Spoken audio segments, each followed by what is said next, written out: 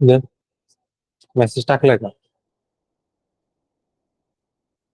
Message नाही तुझं pin करतो.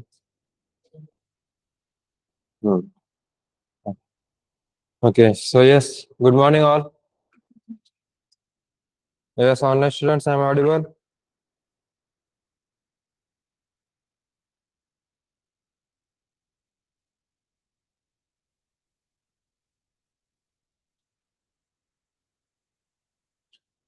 Okay, so good morning का रिप्लाई गुड मॉर्निंग से होता है, राइट?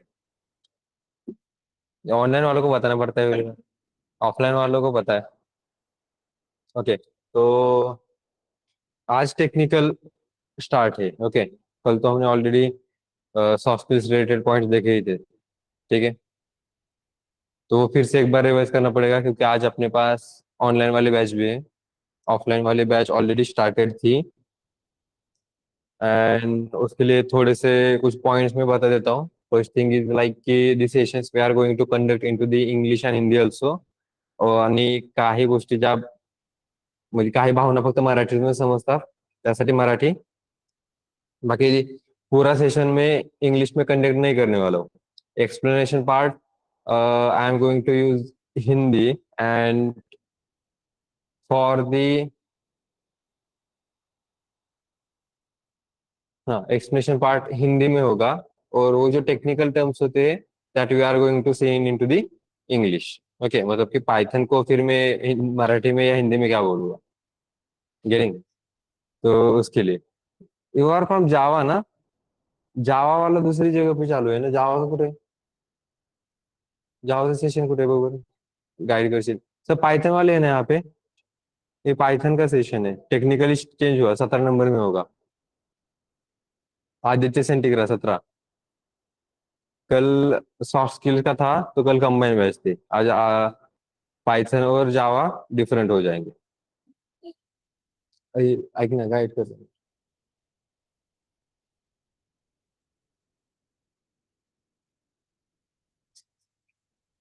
हाँ, तो स्टार्टिंग जावाचे स्टुडंट्स आहेत.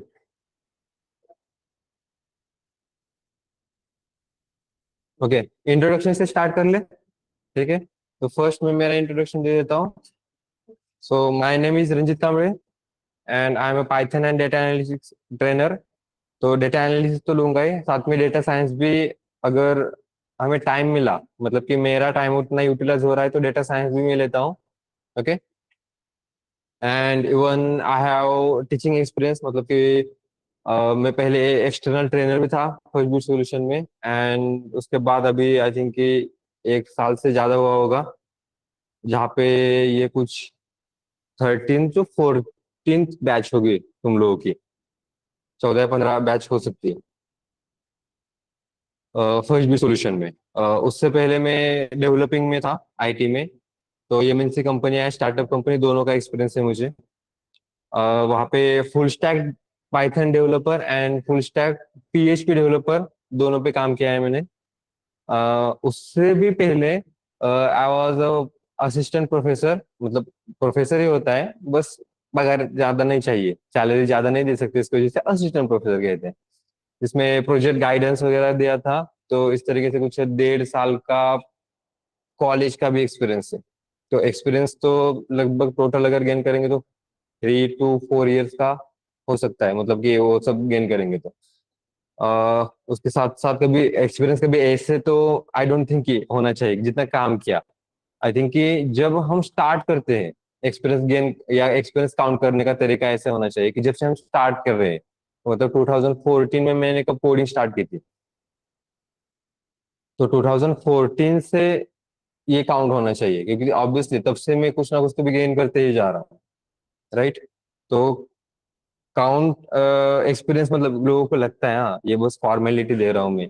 मतलब अदरवाइज मुझे पता है पिछले बैचेस में तो मैं ये एक्सपीरियंस वगैरह की बात भी नहीं बताता था, बताता भी नहीं था मैं, क्योंकि जरूरत ही नहीं पड़ती थी. लेकिन आजकल अभी ऐसा होता है कि यार उनको एक्सपीरियंस कितना है एंड ऑल, फिर बाद में ये क्वेश्चन आना चालू हो जाते हैं. ऑनलाइन पे देखो, ऑफलाइन पे जरूरत नहीं पड़ेगी. अपने हमारा एक सेशन हो चुका है. So you are aware about it. Technical जब टीचिंग आती है ना, उसको ही समझ में आता है एक्सपीरियंस पर्सन है या नहीं, तो चाहे वो एक बैच ले ले या 10 बैच ले ले.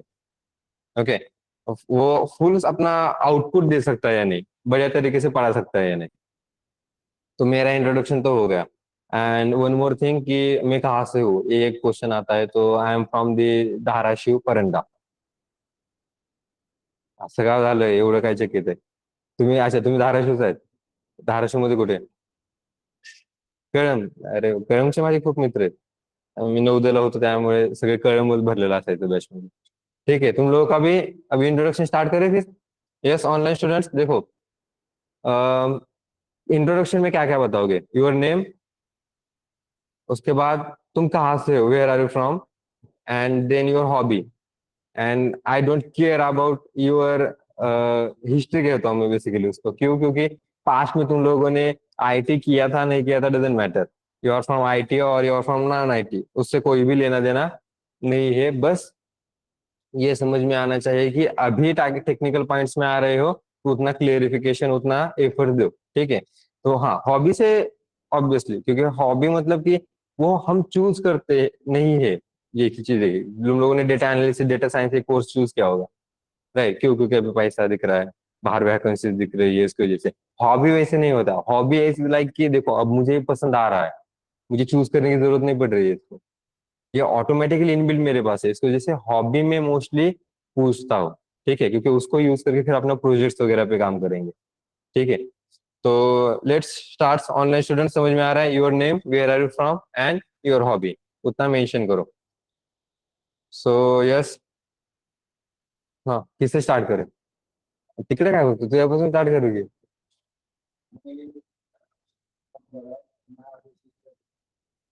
हॉबी, रीडिंग बुक, खरं का? नक्की ना? लास्ट कोणती बुक रीड केली होती? ये और फैन का चेंज करो. वो पीछे वाला लगा दो, ये वाला थोड़ा कम कर दो, ये आवाज ज्यादा आ रहा है. ज्ञानेश्वर घाटे, शेगाव, फिटनेस फ्रीक, कल्याण काय, धाराशिव, ओके. दिल्ली. हम्म. हाँ, रीडिंग बुक नक्की. ओके. लास्ट कौन सी बुक रीड की थी? कौन सी?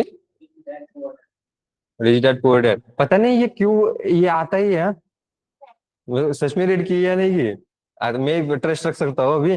लेकिन हाँ, एक ये ऐसी एक बुक है, रिच डैड पुअर डैड, कि जो भी बुक रीड करता है उसके दिमाग में वही होता है, रिच डैड पुअर डैड. ठीक है, चलो बढ़िया ही है. हाँ, next.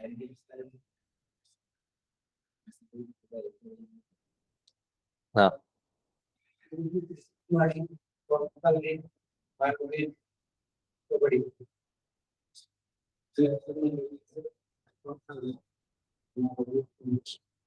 Playing cricket, professional, okay. तो कुछ नेशनल, रीजनल लेवल पे गए टूर्नामेंट्स हैं? हम्म. Okay, good. हम्म. मोठ्या मोठ्या.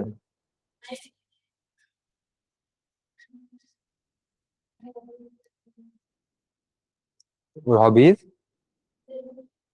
Learning new things. Last last महीने में नया क्या लर्न किया तुमने? ओके. हम्म.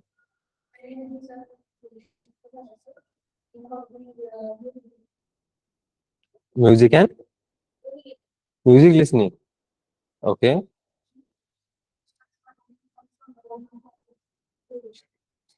हॉबीज, कुकिंग, चलो ये भी सही है.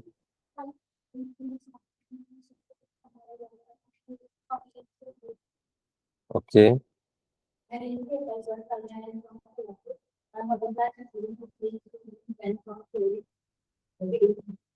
गुड.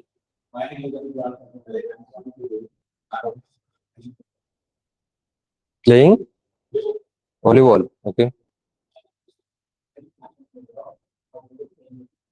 प्लेइंग क्रिकेट,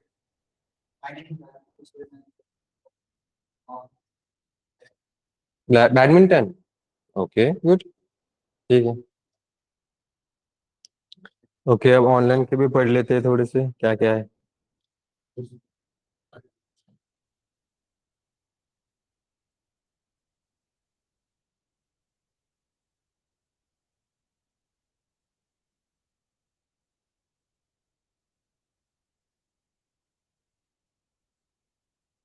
हमारे साथ। Okay, good. Telangana. Can you tell me about the course? हाँ, मैं आता हूँ उस पॉइंट्स पे।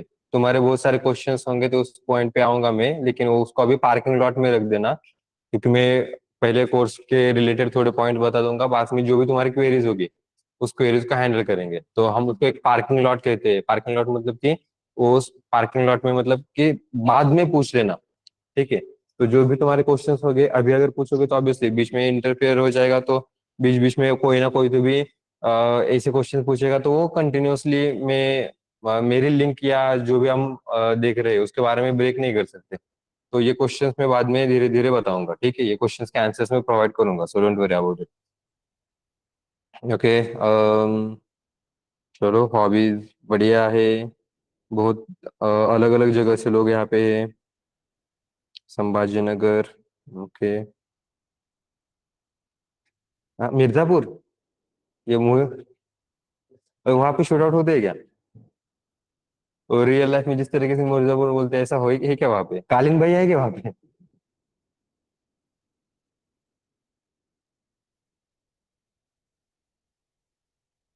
Watching anime. चलो। अच्छा, डायरेक्टली वॉचिंग एनिमे। नाम तो पहले बता दो। कहाँ से वो बता दो सुमित, डायरेक्टली वॉचिंग एनिमे। नहीं है क्या? कालीन भैया नहीं है वहां पे। चलो। ओके। तो फर्स्ट स्टार्ट कर लेते हैं अबाउट द पाइथन। ओके। तो पहले हम पाइथन मॉड्यूल देख रहे हैं, this is your Python module. उसके बाद तुम लोगों का जो भी कोर्स रिलेटेड पॉइंट्स होंगे, धीरे धीरे एवरी मॉड्यूल तुम्हारे स्टार्ट होंगे। पैरेलल भी मॉड्यूल्स चलते हैं। ओके, मतलब कि एक पाइथन का चलेगा तो दूसरा माई सिक्वल भी कंटिन्यूअसली वर्क करता है। तो उसके साथ साथ फिर बाकी वेब डेवलपमेंट वाला है। तो ऐसे मॉड्यूल्स तुम्हारे मतलब पैरेलली एक की जगह दो मॉड्यूल्स तीन मॉड्यूल्स भी चलेंगे। अब स्टार्टिंग है, इसकी वजह से स्टार्टिंग में हम पाइथन एक ही मॉड्यूल रखते हैं। क्यों रखते हैं? रीजन ये है कि बहुत सारे लोग बाहर से आते हैं, बहुत सारे लोगों को ये एनवायरनमेंट सूट नहीं होता है। तो ऑफलाइन ऑनलाइन वालों का टेंशन नहीं है, ऑनलाइन वाला का सिनेरियो अलग है। ऑफलाइन वालों को बाहर से आना, फिर यहाँ से एनवायरनमेंट सूट करना, उसके लिए ही कुछ 10-15 दिन लगते हैं। और उसमें अगर मैं दो दो तीन तीन मॉडल्स एक साथ रखूंगा तो मैनेज नहीं हो पाएगा उनको। तो मैं किसी जो भी फास्ट है, जो फास्ट अडाप्ट करता है, उनको ही लेकर नहीं चलना चाहता साथ में। जो भी पीछे रह रहा है उनको साथ में लेके चलिए। ओके। तो उसमें कोर्स ड्यूरेशन जो अपना ये पूरा है, तुम लोग को रोड मैप में मिलेगा। तो कोर्स ड्यूरेशन होता है टोटली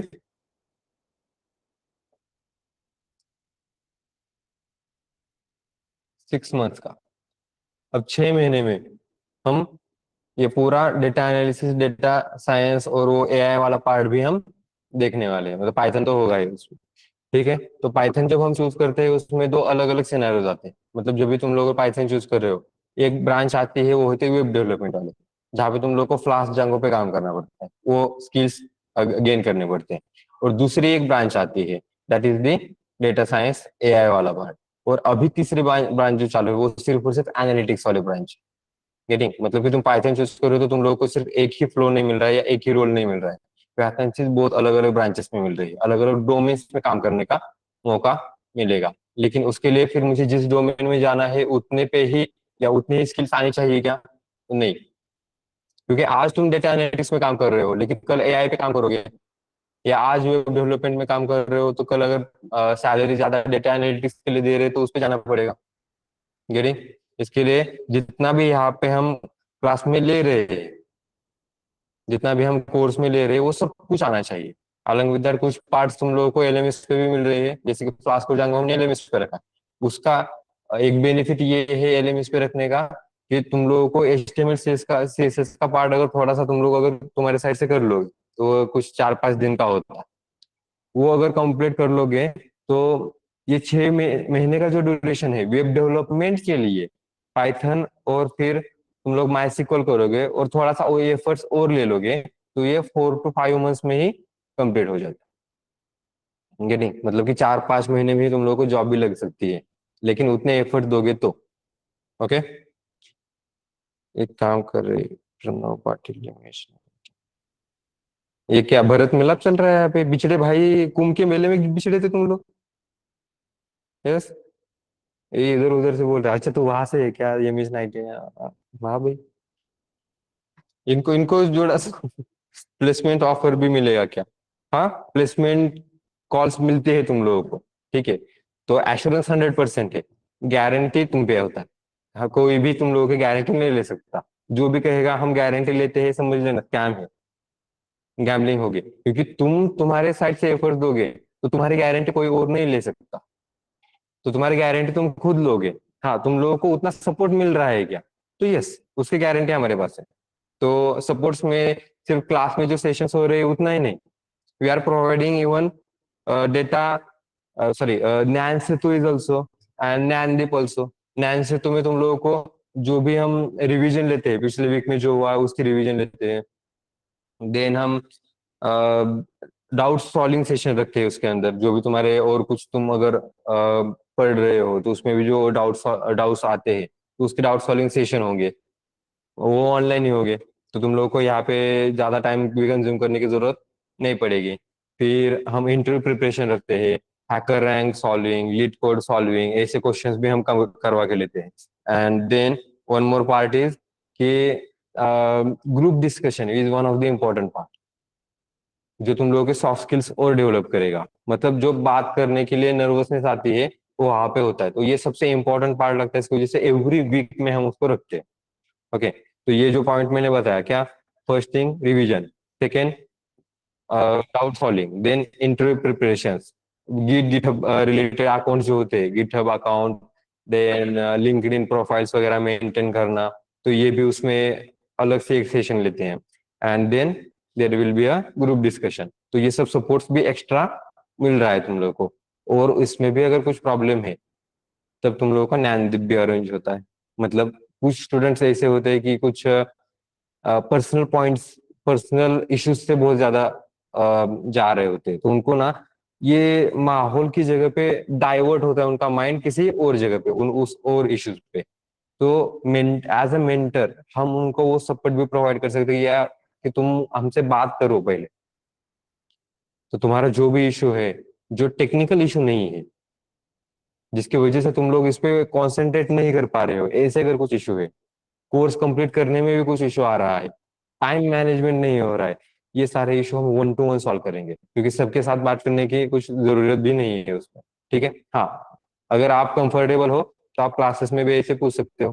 सेशन में तो हम क्वेश्चन आंसर लिखते हो गई, ज्ञान सेतु में भी वही होगा, तो ज्ञान सेतु में तुम लोग वहां पर भी पूछ सकते हो कि टाइम मैनेजमेंट रिलेटेड कैसे करना है, तो वो सब क्वेश्चंस वहां पे तुम लोग को मिलेंगे। लेकिन फिर भी अगर जरूरी है तो 1 to 1 जो मेंटरिंग होती है वो भी तुम लोग को मिलेगी, वो तो आजकल बहुत ज्यादा जरूरी है। क्योंकि कुछ अभी जो सिनेरियोज आ रहे हैं, कुछ एक तो 10 में से ना 8 या 7 लोग ना एक मेंटल स्ट्रेस से गुजर रहे होते हैं। इंडिया में ये काउंट और बढ़ रहा है, गेटिंग। तो उसके लिए ये जरूरी भी है, तो इतना सपोर्ट्स इनफ हो जाएगा, राइट। उसके साथ साथ इंटरव्यू क्वेश्चंस क्या क्या होते हैं ये पूछते हैं लोग। इंटरव्यू क्वेश्चंस के लिए हमने क्या किया, ओके, इंटरव्यू क्वेश्चंस के लिए हमने क्या किया फिर, कि इंटरव्यू क्वेश्चंस की जगह पे उस क्वेश्चंस को ही हमने असाइनमेंट में कन्वर्ट कर दिया। तो तुम लोग असाइनमेंट कंप्लीट कर लो ठीक से। असाइनमेंट कंप्लीट करोगे तो तुम्हारा ऑलरेडी बहुत बड़ा मैक्सिमम इंटरव्यू क्वेश्चंस का काउंट वहीं पे सॉल्व हो जाता है। और जो बाकी बचे हुए इंटरव्यू क्वेश्चंस है जो ऑन द टाइम इंटरव्यूअर पूछते हैं, तो उसका आंसर भी यहीं पे मिलेगा। Getting, now is this clear to everyone? समझ में आ रहा है? ओके, तो आगे कंटिन्यू कर लेते, तो पाइथन के रिलेटेड कह रहे हैं, तो फर्स्ट क्वेश्चन अबाउट यू, कि तुम लोगों में से टेक्निकली भी है या नॉन टेक्निकल भी है, लेकिन हम पाइथन कर रहे हैं तो उतना रिसर्च तो करके आए होगे थोड़ा बहुत, किया?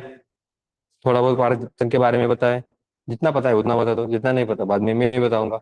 ओके, तो डिस्कशंस करेंगे, and because of discussions we are talking this class as a session. Okay, session है तो ऑब्वियसली 2 वे कम्युनिकेशन होना चाहिए, this is not a lecture. तो 1 वे कम्युनिकेशन नहीं होगा तो तुम लोगों से, मतलब कि ऑफलाइन स्टूडेंट्स, ऑनलाइन स्टूडेंट्स, मुझे चैट बॉक्स में यहाँ पे एक्टिव दिखनी चाहिए। Okay, is this clear? Okay, so Python के बारे में पूछ लेते हैं, तो बताओ फिर मेरे को, व्हाट इज पाइथन, क्या होता है Python? Good. Good. Okay, high level programming language तो है, उसको तो कंसिडर करेंगे।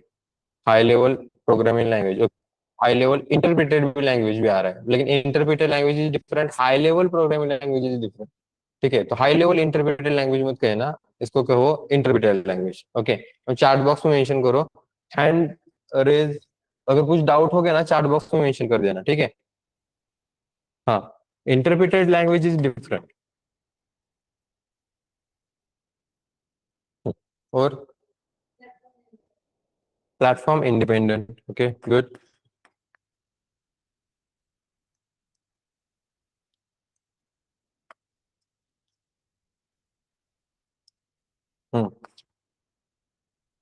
इजी टू रीड, तभी सोचो ये क्यों नहीं आया अभी तक। Easy to read, easy to understand, dynamic language also, dynamic पे आऊंगा मैं। डायनेमिक लैंग्वेज मतलब क्या एक्चुअली, तो उसकी जगह पे हमारे पास बहुत सारे पॉइंट्स है। हाँ, तो वो मैं बाद में लूंगा, ठीक है, मतलब एंड में वो डिस्कस कर लेते हैं। Easy to learn and apply, okay. हाँ, केस सेंसिटिव,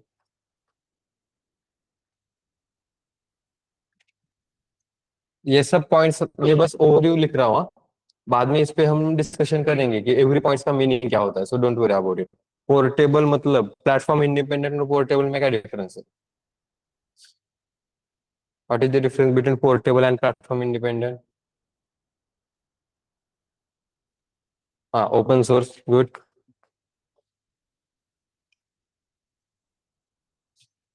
और क्या है? और नहीं पता? Okay, object oriented programming support, good. O O P support. और क्या बचा? Large standard libraries, okay. So large set of standard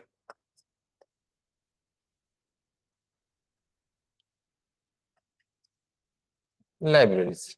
हाँ, और कुछ बचा? हैव मल्टीपल लाइब्रेरीज, हाँ ठीक है। We can run in any machine, हाँ मतलब platform independent. Extensive set of libraries, हाँ ठीक है, इसमें ऐड ऑन कर दूंगा एक्सटेंसिव, एक वर्ड बस बचा। रन मल्टीपल प्लेटफॉर्म, वही होता है प्लेटफॉर्म इंडिपेंडेंट। हम्म, वर्सटाइल मतलब high level and dynamic type program, okay versatile, versatile भी है यहाँ पे।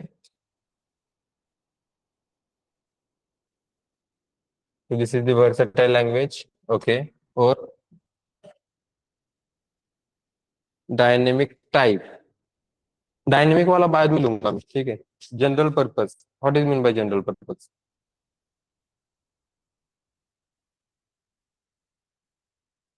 तो लिख सकते हैं, वैसे डिस्कशन कर सकते हैं इस पे। जनरल पर्पस प्रोग्रामिंग लैंग्वेज, हाँ ये तुम्हें पता है उतना ही बताओ, चार जीपीटी वगैरह करके मत बताना। क्रॉस प्लेटफॉर्म कंपेटेबिलिटी आ गया उसमें। हाँ, और कुछ है जो इसमें मेंशन नहीं किया हमने?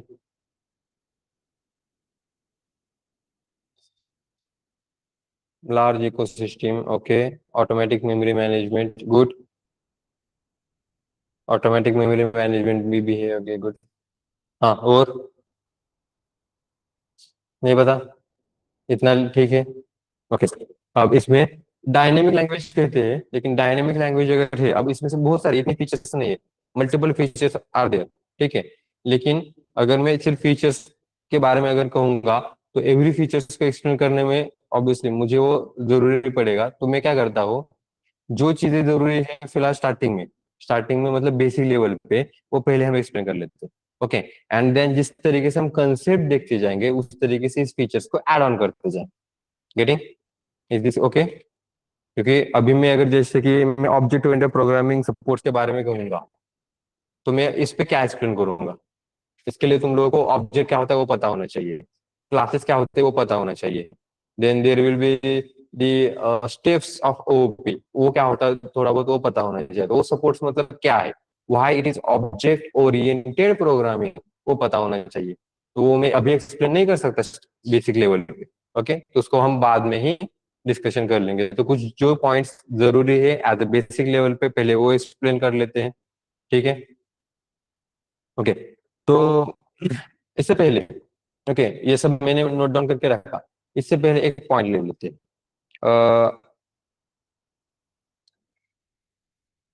सो तुम लोगों को अगर प्रोग्रामिंग कर रहे हो, ओके, प्रोग्रामिंग कर रहे हो तो ऑब्वियसली जो प्रोग्रामिंग करते हैं उसको क्या कहते हैं? Programmer, right.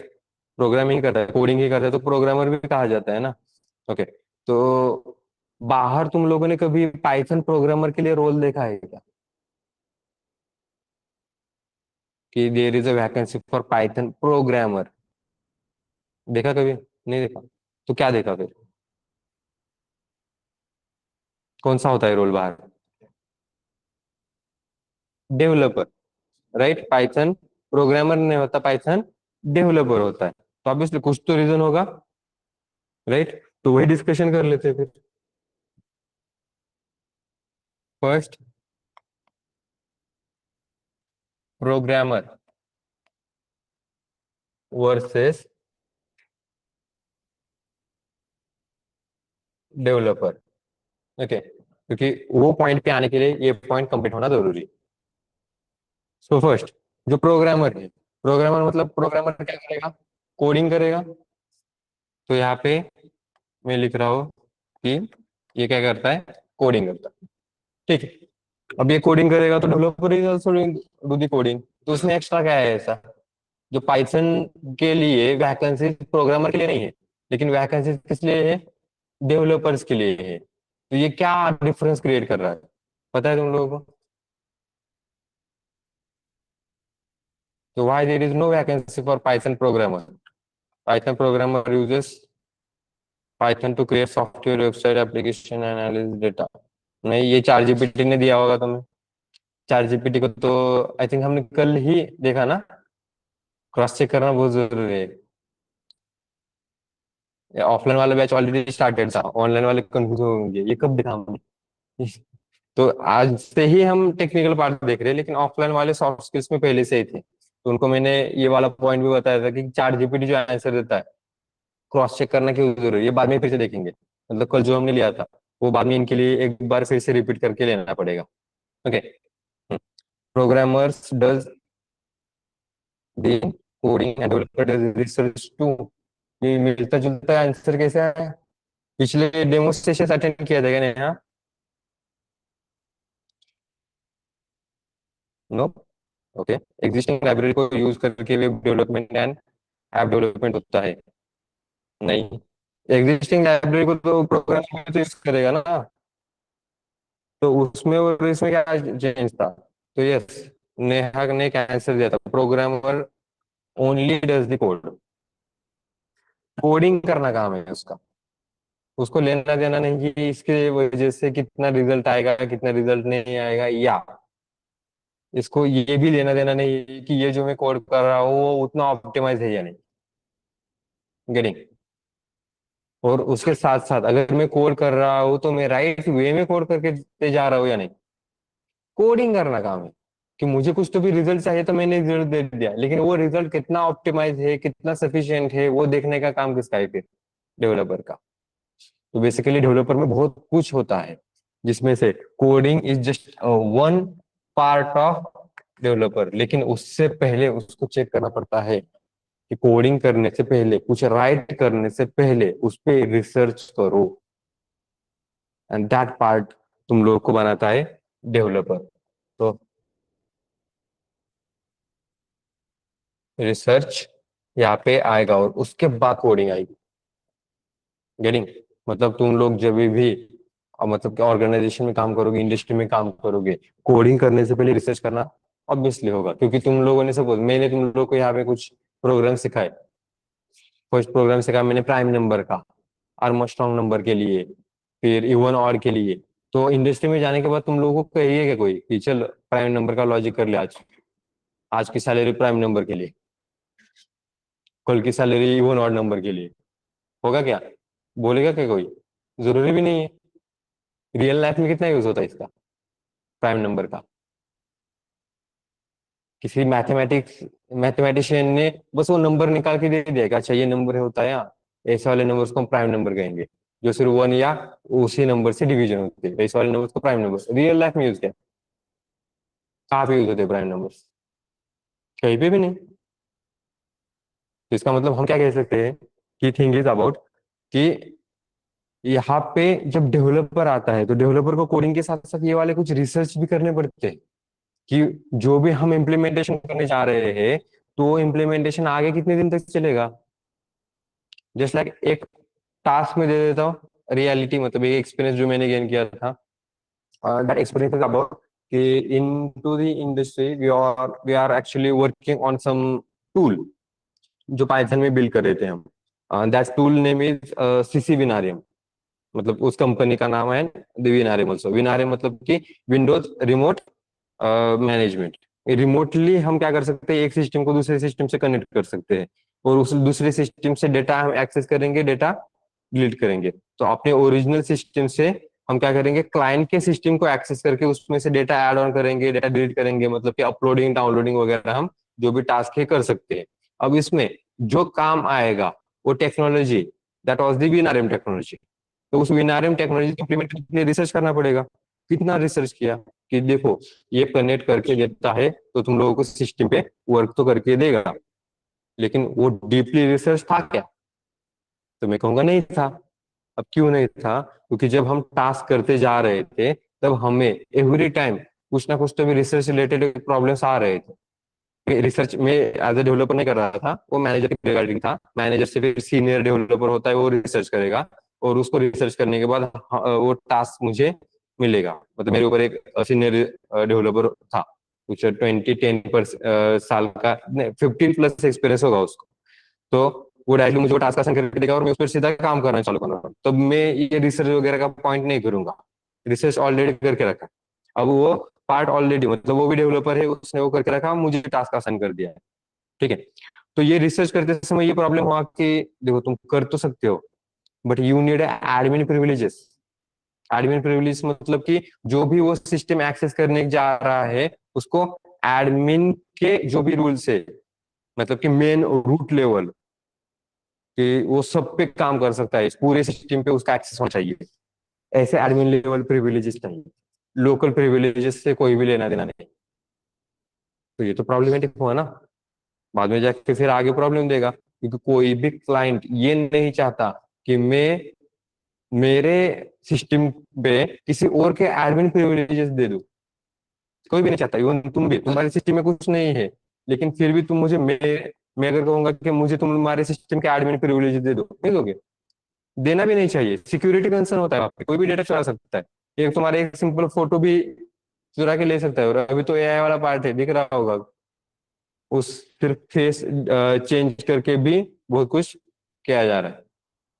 तो ऐसे प्रॉब्लम्स है वहां पे, गेटिंग। तो ये रिसर्च वाला पार्ट कि कितने प्रिविलेजेस हो सकते हैं, तुम वर्किंग कर सकते हो या नहीं कर सकते हो, और मेन इंपॉर्टेंट पार्ट, ये टूल आगे कितने साल तक काम करेगा, ये टेक्नोलॉजीज आगे डिप्रिकेट होगी या नहीं होगी, ये भी जरूरी है। एक डिफरेंस उसमें था जब मैं पीएचपी पे काम कर रहा था। तो पीएचपी पे काम करते समय ऐसे था कि पीएचपी पे प्रीवियस वर्जन्स में थोड़ा सा डिटेल में बता देता हूँ। तुम अगर डेटा को मेंशन करने के लिए कुछ वेरिएबल्स यूज कर रहे हो, ओके, आईटी से सब लोग हैं, जो लोग आईटी से नहीं है ये एग्जांपल नहीं समझ में आएगा तभी भी छोड़ देना, कोई प्रॉब्लम नहीं। ठीक है। तो वेरिएबल्स मेंशन करते हो तो वेरिएबल्स डिक्लेयर नहीं करोगे तभी भी पीएचपी में चलता था, तुम डायरेक्टली उसको यूज कर सकते हो। मतलब मैं वेरिएबल के लिए वैल्यूज ही नहीं दूंगा, मैं डायरेक्टली यूज करूंगा। डायरेक्टली यूज कर सकता हूँ मैं पीएचपी में प्रीवियस वर्जन में, लेकिन जब लेटेस्ट वर्जन की बारी आई तब तो गया ये। तो ये करना नहीं चाहिए था। माना माना कि ये तुम्हारे पास पीएचपी में ऐसा एक क्या कह सकते हैं एडवांटेज है, तुम्हारे पास ऐसा एक फीचर है कि तुम वेरिएबल्स को डायरेक्ट यूज कर सकते हो। मतलब डायरेक्ट मैं उसको इम्प्लीमेंटेशन में डाल सकता हूँ, उसको मैं डिक्लेरेशन देने की, इनिशियलाइजेशन देने की जरूरत नहीं पड़ेगी। तो यूज क्यों किया? क्योंकि बाकी लैंग्वेजेस में तो ऐसा नहीं है ना। और ये करना भी जरूरी है क्या? उससे भी बनता है क्या? जो पता ही नहीं है उसको मैं डायरेक्टली इम्प्लीमेंटेशन करके कैसे दूंगा? मतलब मुझे जिसके बारे में पता ही नहीं है वो पर्सन में प्रोजेक्ट पे काम करवाने के लिए क्यों लूंगा? उससे पहले मैं उसको थोड़े थोड़े बेसिक बेसिक टास्क दूंगा ना करने के लिए। उसके बाद मुझे समझ में आएगा कि उसकी उसकी एफिशिएंसी क्या है, उसका स्ट्रॉन्ग जोन क्या है, उसकी स्ट्रेंथ क्या है। तब मैं उसको प्रोजेक्ट दे सकता हूँ, असाइन कर सकता हूँ। तुम्हारे साथ भी यही होगा स्टार्टिंग में। तो बेसिकली उस वेरिएबल का भी वही होगा। और बाद में जब पीएचपी के जो लोग थे, obviously PHP is also open source, इसका मतलब उस पे बहुत लोग काम कर सकते हैं। ओपन सोर्स का मीनिंग ये नहीं होता कि it is a free to use. Okay, free to use is different. Open source मतलब उस पे कोई भी उस पे वर्क ऑन कर सकता है और नई इम्प्लीमेंटेशन ला सकता है। So any one can be a contributor to that technology. तो ये पीएचपी लैंग्वेज के बारे में देखेंगे तो ये भी ओपन सोर्स थी, बाद में जाके डिप्रिकेट कर दिया उन्होंने। अब डिप्रिकेट कर दिया, और अब हम पीएचपी का वर्जन चेंज करेंगे, अपग्रेड करेंगे, जरूरी है।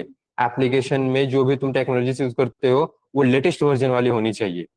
ये क्लाइंट का सिनेरियो होता है, और अगर नहीं हुआ फिर भी वहां पे कुछ ना कुछ भी साइबर सिक्योरिटी रिलेटेड पॉइंट्स में ये सब फिर निकाल दिया जाता है, ऐसे क्वेरीज निकाल दिए जाते हैं जो तुम लोग को सॉर्ट आउट करने पड़ते हैं। तो उसमें वही निकला, पीएचपी को अपग्रेड करो। अब अपग्रेड करने की बारी आई तो इन्होंने पूरा कोड करके रखा है। थाउजेंड्स ऑफ फाइल्स ही है उसमें, थाउजेंड्स ऑफ फाइल्स। और एवरी थाउजेंड्स ऑफ फाइल्स के अंदर 1000 2000 से भी ज्यादा आई थिंक कोड होगा। और उसमें कोड में कितने वेरिएबल्स लिए होंगे? गया 2 महीने 3 महीने ऐसे ही एलोकेट हुए। क्या करो, सिर्फ वेरिएबल इनिशियलाइजेशन करते बैठो और कुछ मत करो। तो करना चाहिए क्या? नहीं करना चाहिए। ऐसे इम्प्लीमेंटेशन होनी चाहिए क्या? नहीं होनी चाहिए। ये सब पे फोकस करके हमें इम्प्लीमेंटेशन करने पड़ते कब?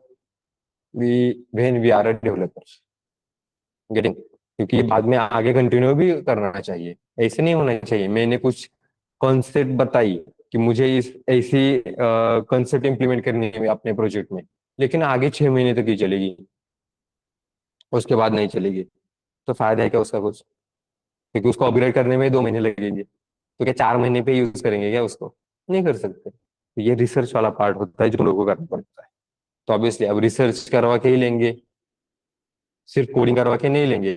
डेवलपर बनवाना है तुम लोगों को, तो डेवलपर बनवाना है तो ऑब्वियसली सिर्फ और सिर्फ कोडिंग का पार्ट नहीं आएगा, तो तुम लोग का रिसर्च का पार्ट आएगा। और उसके साथ साथ बाकी भी कुछ पॉइंट्स है, जैसे कि इससे पहले भी एक पार्ट होता है, इसके बाद भी और पार्ट्स होते हैं, और वो पॉइंट्स हम कब देखेंगे? धीरे धीरे करके देखेंगे। ठीक है। So first task I am allocating to you for research. तो रिसर्च का एक पेज बना लेना। नोटबुक है सबके पास? कल उस पे यही प्रोविजन दिया था। अभी है क्या नोटबुक? कौन कौन था वो जिसको नोटबुक नहीं थी? लाए क्या नोटबुक? हाँ। अच्छा, वो बंदा जावा में था ना दूसरा, उधर लेके गया क्या? लेकिन उधर तो शुभम से रहे, वो डांटते थे इधर। हाँ। तो एक नोटबुक है, नोटबुक का एक लास्ट पेज ले लो। ठीक है, लास्ट पेज ले लो। जो पूरा का पूरा पेज रिसर्च के टास्क से भरा होगा, जो तुम लोगों को लगता है जो मैं बता रहा हूँ ऐसे वाले पॉइंट्स जिसपे तुम्हें रिसर्च करने की जरूरत पड़ रही है, ऐसे वाले पॉइंट्स क्या करोगे वहां पे मेंशन करोगे। तो first task, research on features of Python. Research on features of Python.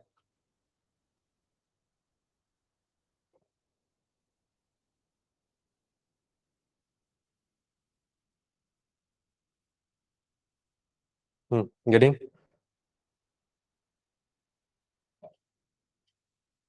Yes done. Online students note down किया? पूरा रिसर्च टास्क इस तरीके से मेन हेडिंग दे दो उस पेज को, और इसके नीचे टास्क, फर्स्ट टास्क जो मैंने बताया था अभी। उसके बाद मैं ऐसे ही कुछ जरूरी टास्क तुम लोगों को दे दूंगा जिसपे तुम लोगों को रिसर्च करना जरूरी है। ठीक है। पहला टास्क तो मैंने असाइन कर दिया। अब इसकी डेडलाइन बताओ। डेडलाइन मतलब कि ये काम कब तक कंप्लीट होगा? कितना टाइम लगेगा?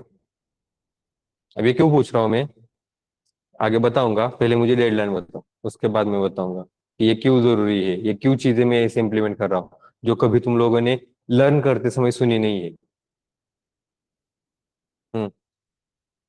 कल तक हो जाएगा, मतलब आज एंड ऑफ द डे तक कर सकते हो। कल कितने बजे सेशन है अपना? 11:30 बजे, राइट? तो आज तक कंप्लीट हो चाहिए, होना चाहिए कि एटलीस्ट बेसिक ओपन सोर्स मतलब क्या।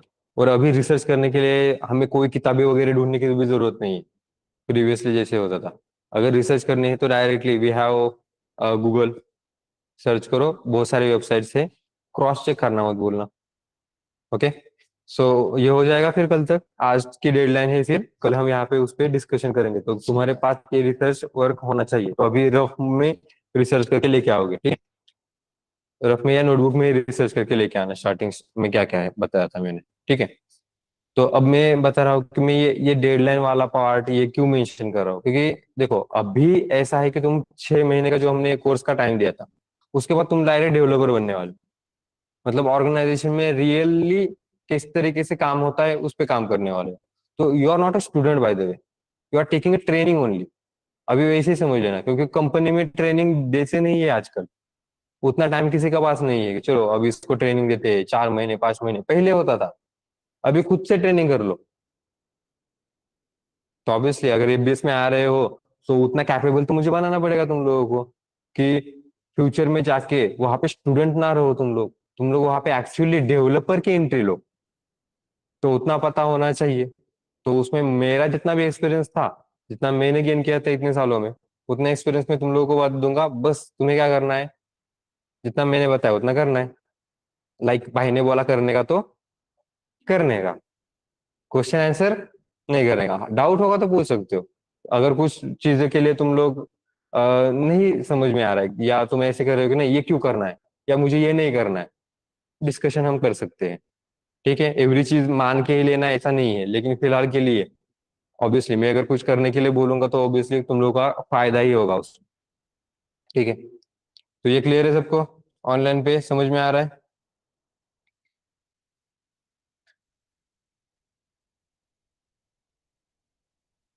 किस पे रिसर्च करनी है? रिसर्च करनी है फीचर ऑन पाइथन।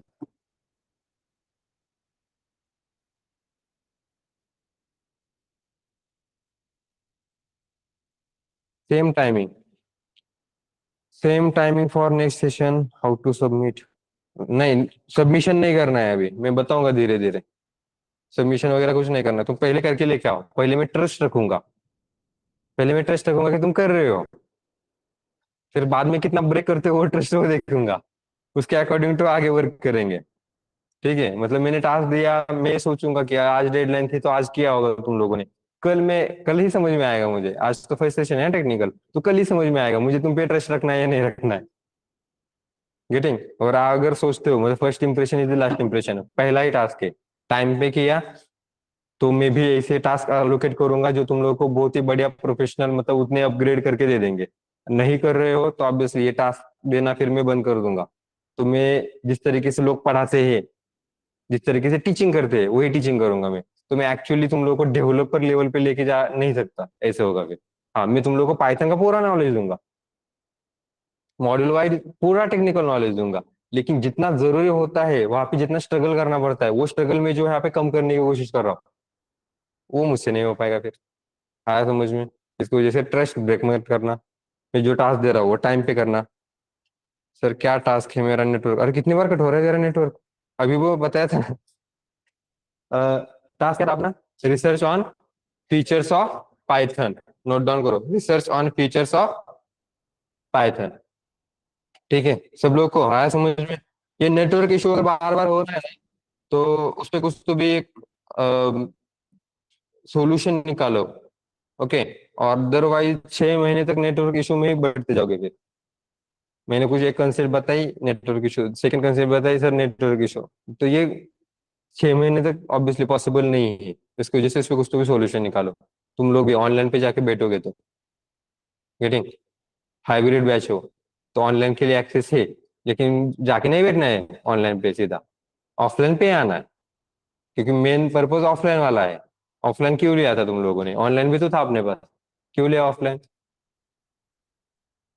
रीजन क्या है ऑफलाइन लेने का? ऑफलाइन में ज्यादा समझता है, दोनों कानों से समझ में आता है। ऑनलाइन पे एक ही कान में हेडफोन होता है सर, तो एक ही कान से समझ में आता है। ऐसा है क्या कुछ? नहीं नहीं, अरे सॉरी नहीं, मैं कह रहा हूँ, ये मैं पॉइंट बता रहा हूँ, सॉरी की कोई बात नहीं है, ये ऐसी चीजें नहीं देखेंगे हम उसमें। हाँ, बताओ फिर ऑफलाइन क्यों लिया तुम लोगों ने? ये लोग ऑनलाइन पे बैठे हैं ना, तो तुम लोग ऑफलाइन क्यों ले रहे हो? ऑनलाइन वालों को भी समझ में आना चाहिए ऐसा क्या हम मिस कर रहे हैं। ऐसी कौन सी चीज है जिसकी वजह से ये लोग ऑफलाइन में जा रहे हैं? कौन है ये लोग जो ऑफलाइन में बैठे हैं? ऑफलाइन वालों को लगता होगा कौन है ये लोग जो ऑनलाइन पे बैठे हैं।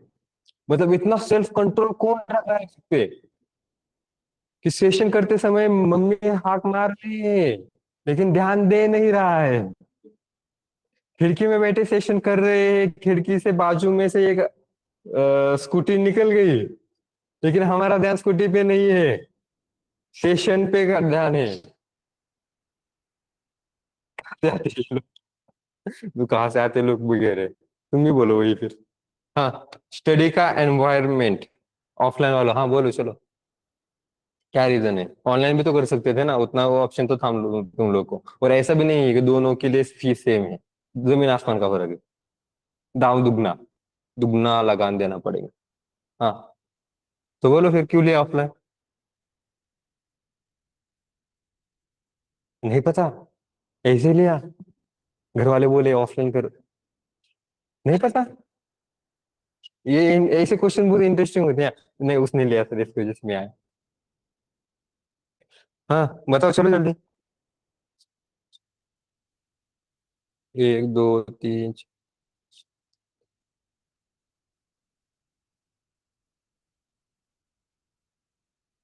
इतने सारे लोग हैं, इसमें से आंसर एक भी नहीं दे रहे। ऑफलाइन में क्लासरूम एनवायरनमेंट इज देयर, तू तो ऑनलाइन पे बैठी है। तुम तो ऑनलाइन पे हो। ये ऑफलाइन वाले आंसर नहीं दे रहे, ऑनलाइन वाले आंसर दे रहे, एनवायरनमेंट होता है, क्लास एनवायरनमेंट होता है। तो तुम लोग क्यों नहीं आंसर दे रहे हो? तुम्हें क्या चाहिए, तुम्हें क्यों? ऑनलाइन और ऑफलाइन में क्या डिफरेंस है? अब यहाँ पे ऑनलाइन वाले आंसर देंगे, ऑनलाइन वाले भी आंसर देंगे, ऑफलाइन वाले भी आंसर देंगे। क्या डिफरेंस है ऑनलाइन और ऑफलाइन में? ऑनलाइन पे सेल्फ कंट्रोल नहीं होता है, जो मैंने अभी एक एग्जांपल दिया था। मतलब कि पता नहीं कभी कब मम्मी हाथ मारेगी और कभी हमें जाना पड़ेगा, और ऊपर से मम्मी का क्या सुनना पड़ता है। अदरवाइज घुमा फिरा के चप्पल आएगी, और वो नंबर के साथ छपके छप कर आएगा। पता नहीं उसका फिर वो टैटू निकलेगा, अगर ज्यादा लाल होगा तो काला नीला हो जाता है, फिर तुझे सुनना तो पड़ता है। ठीक है, तो उसको निकालने के लिए हमने ऑफलाइन आया, ओके। और अब उस चप्पल की वजह से, चप्पल के डर की वजह से आए होगी क्या? नहीं, और कुछ तो रीजन होगा। हाँ, एक सेल्फ कंट्रोल वाला पार्ट जो आजकल बहुत कम है लोगों में।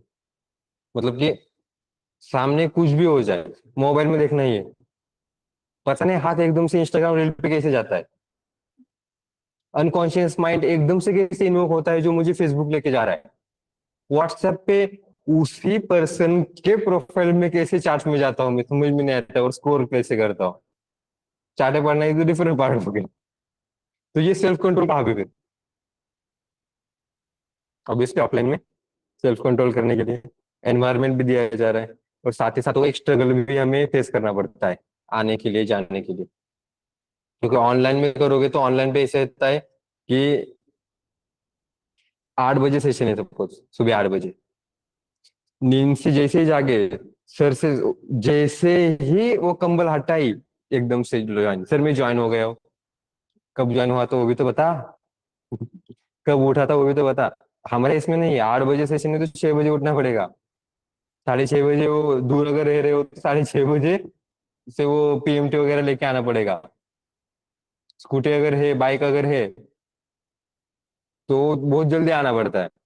तो उतना स्ट्रगल भी एक्सपीरियंस करने के लिए मिल रहा है। हम्म। ये तो ग्रुप डिस्कशन का टॉपिक बोल दिया, ये तो बढ़िया रहेगा फिर। इनका ग्रुप डिस्कशन जब लोगे ना प्रदीप सर, ये डाल दो फिर, ऑनलाइन और ऑफलाइन वाला।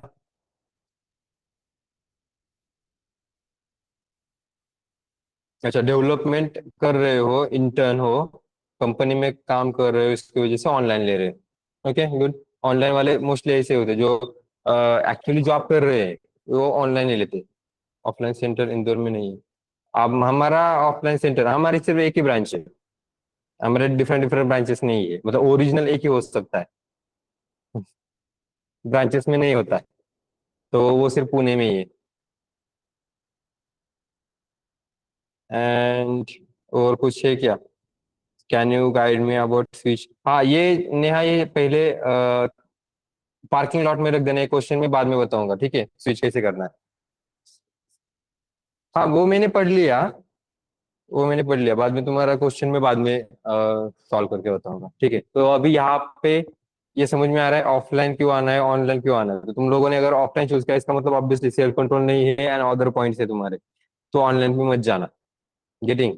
वो ताकत मत, मतलब शक्तियों का गलत इस्तेमाल मत करना। दिया जा रहा है ऑनलाइन, क्यों दिया जा रहा है? क्योंकि जेन्युइन रीजन, सपोज आज मतलब पैर को अगर लगाए, हमें जाने के लिए नहीं आ रहा है बाहर, तो तुम लोग ऑनलाइन कर सकते हो इसकी वजह से। या सपोज बहुत इमरजेंसी है, गांव में जाना है, तो गांव को जा रहा है, तो इसका मतलब सेशन मिस नहीं करना है, गांव से भी सेशन अटेंड कर सकते हो, नेटवर्क होगा ना वहां पर भी। 5G लगभग सब जगह पे है। अंबानी बाबा की जय। धड़ाधड़ चल नहीं रहा है वो अलग बात है, बीच बीच में कट हो रहा है वो अलग बात है, लेकिन है, कहने को तो है, लेकिन थोड़ा बहुत तो चलता है, बीच बीच में अटक जाता है। और वो किसको भी नहीं है, ऐसा ही नहीं कि सिर्फ अंबानी का, एयरटेल जो कभी अभी है वाला भी ले लो, वो भी बीच बीच में अटक जाता है। मतलब मैं तो इतना टेंशन में आ रहा था कि भाई कोई भी सहारा नहीं दे रहा है यहाँ पे नेटवर्क, तो क्या करो फिर वो लाइंस ले लो फिर, और क्या कर सकते हैं।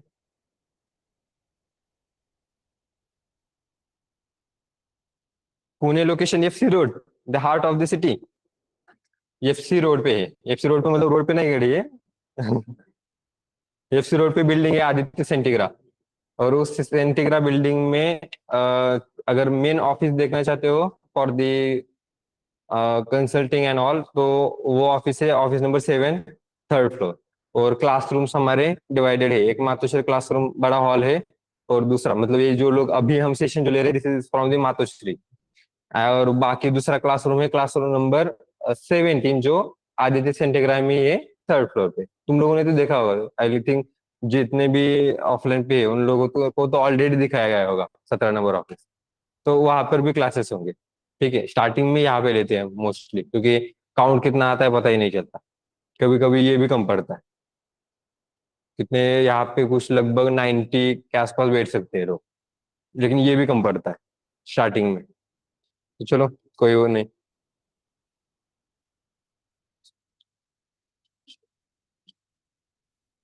हाँ ये बाद में क्वेश्चन पूछूंगा। जेएम रोड के करीब है, यस। हाँ, तो ये पार्ट समझ में आ गया। ये नोट डाउन करके रखना, यहाँ पे कुछ स्पेस छोड़ देना, ठीक है। मतलब कि लगभग आधा पेज तुम लोग छोड़ सकते हो, क्योंकि यहाँ पे एक पॉइंट है, यहाँ पे नीचे और दो चार पॉइंट्स है। तो वो दो चार पॉइंट्स तुम लोगों को डेवलपर बनाता है बेसिकली, और उतना क्लियरिफिकेशन होना चाहिए। तो तुम लोग बाद में जब आईटी में जाओगे, तो ऑलरेडी डेवलपर का नॉलेज तुम लोगों को होगा कि डेवलपर क्या करता है। तो ये ऐसा नहीं होना होगा कि यार ये कुछ पढ़ाया अलग है लेकिन आ कुछ अलग रहा है, तो वो जो स्ट्रगल्स है तुम महसूस नहीं करोगे। हाँ मैं बताऊंगा, रुको। बहुत सारे क्वेश्चंस होंगे, मैंने कहा है पहले तुम पार्किंग लॉट में रख दो क्वेश्चंस, मैं धीरे धीरे बताऊंगा उसको। हाँ यहाँ तक क्लियर है। टेक्निकल का पार्ट कब से चालू होगा? आज से ही चालू हो रहा है, ये टेक्निकल ही तो ले रहे हैं ना। ये क्या कर रहे हैं हम? ये टेक्निकली है। हाँ लेकिन एकदम से मैं ऑब्वियसली मैं एकदम से तुम लोगों को न्यूरल नेटवर्क थोड़ी ना पढ़ाऊंगा। मैं पहले ही तुम लोगों को ये कैट कौन सा है और डॉग कौन सा है, इसके लिए मशीन किस तरीके से वर्क करती है, ये बताऊंगा तो भाग जाओगे। आधे तो गायब हो जाएंगे इसमें से। तो अभी से स्क्रैच से लेना पड़ेगा। स्क्रैच से मतलब कितना स्क्रैच से आता उसी पॉइंट। तो ऑब्वियसली अब ये कोडिंग करोगे तो किस पे करोगे? लैपटॉप पे, कंप्यूटर पे ना। अब लैपटॉप कंप्यूटर लगभग सेम ही है, बस वो डिजाइनिंग थोड़ा सा अलग है। सो फिर बताओ, why we use why we use computer?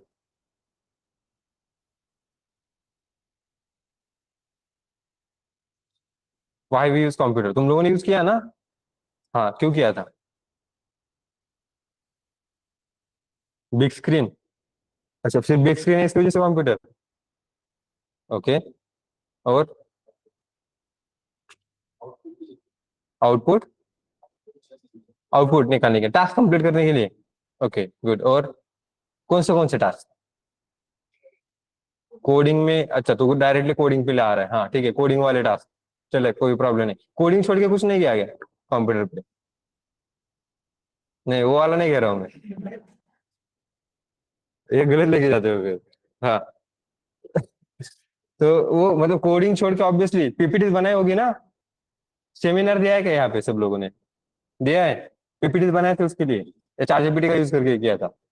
खुद से बनाए थे ना? मैंने भी बनाए थे, मतलब मैं जब सेमिनार दे रहा था ना, मतलब कि तब ऐसा था कि टेक्निकली है, मतलब मैं कुछ बीसीएस वगैरह कर रहा था, बीसीएस एमसीएस मैंने कंप्लीट किए। तो बीसीएस जब कर रहा था तो obviously bachelor of computer science सुनने में बहुत बढ़िया लगता है। उस तरीके से सेमिनार के टॉपिक भी लेना पड़ता है फिर। तो टेक्निकल टॉपिक्स ले लो, तो मेरे टेक्निकल टॉपिक्स थोड़े से अलग उठपटांग वाल, और मैं जानबूझ के वैसे लेता था ताकि आगे वाले को समझ में ही ना आए टॉपिक क्या है।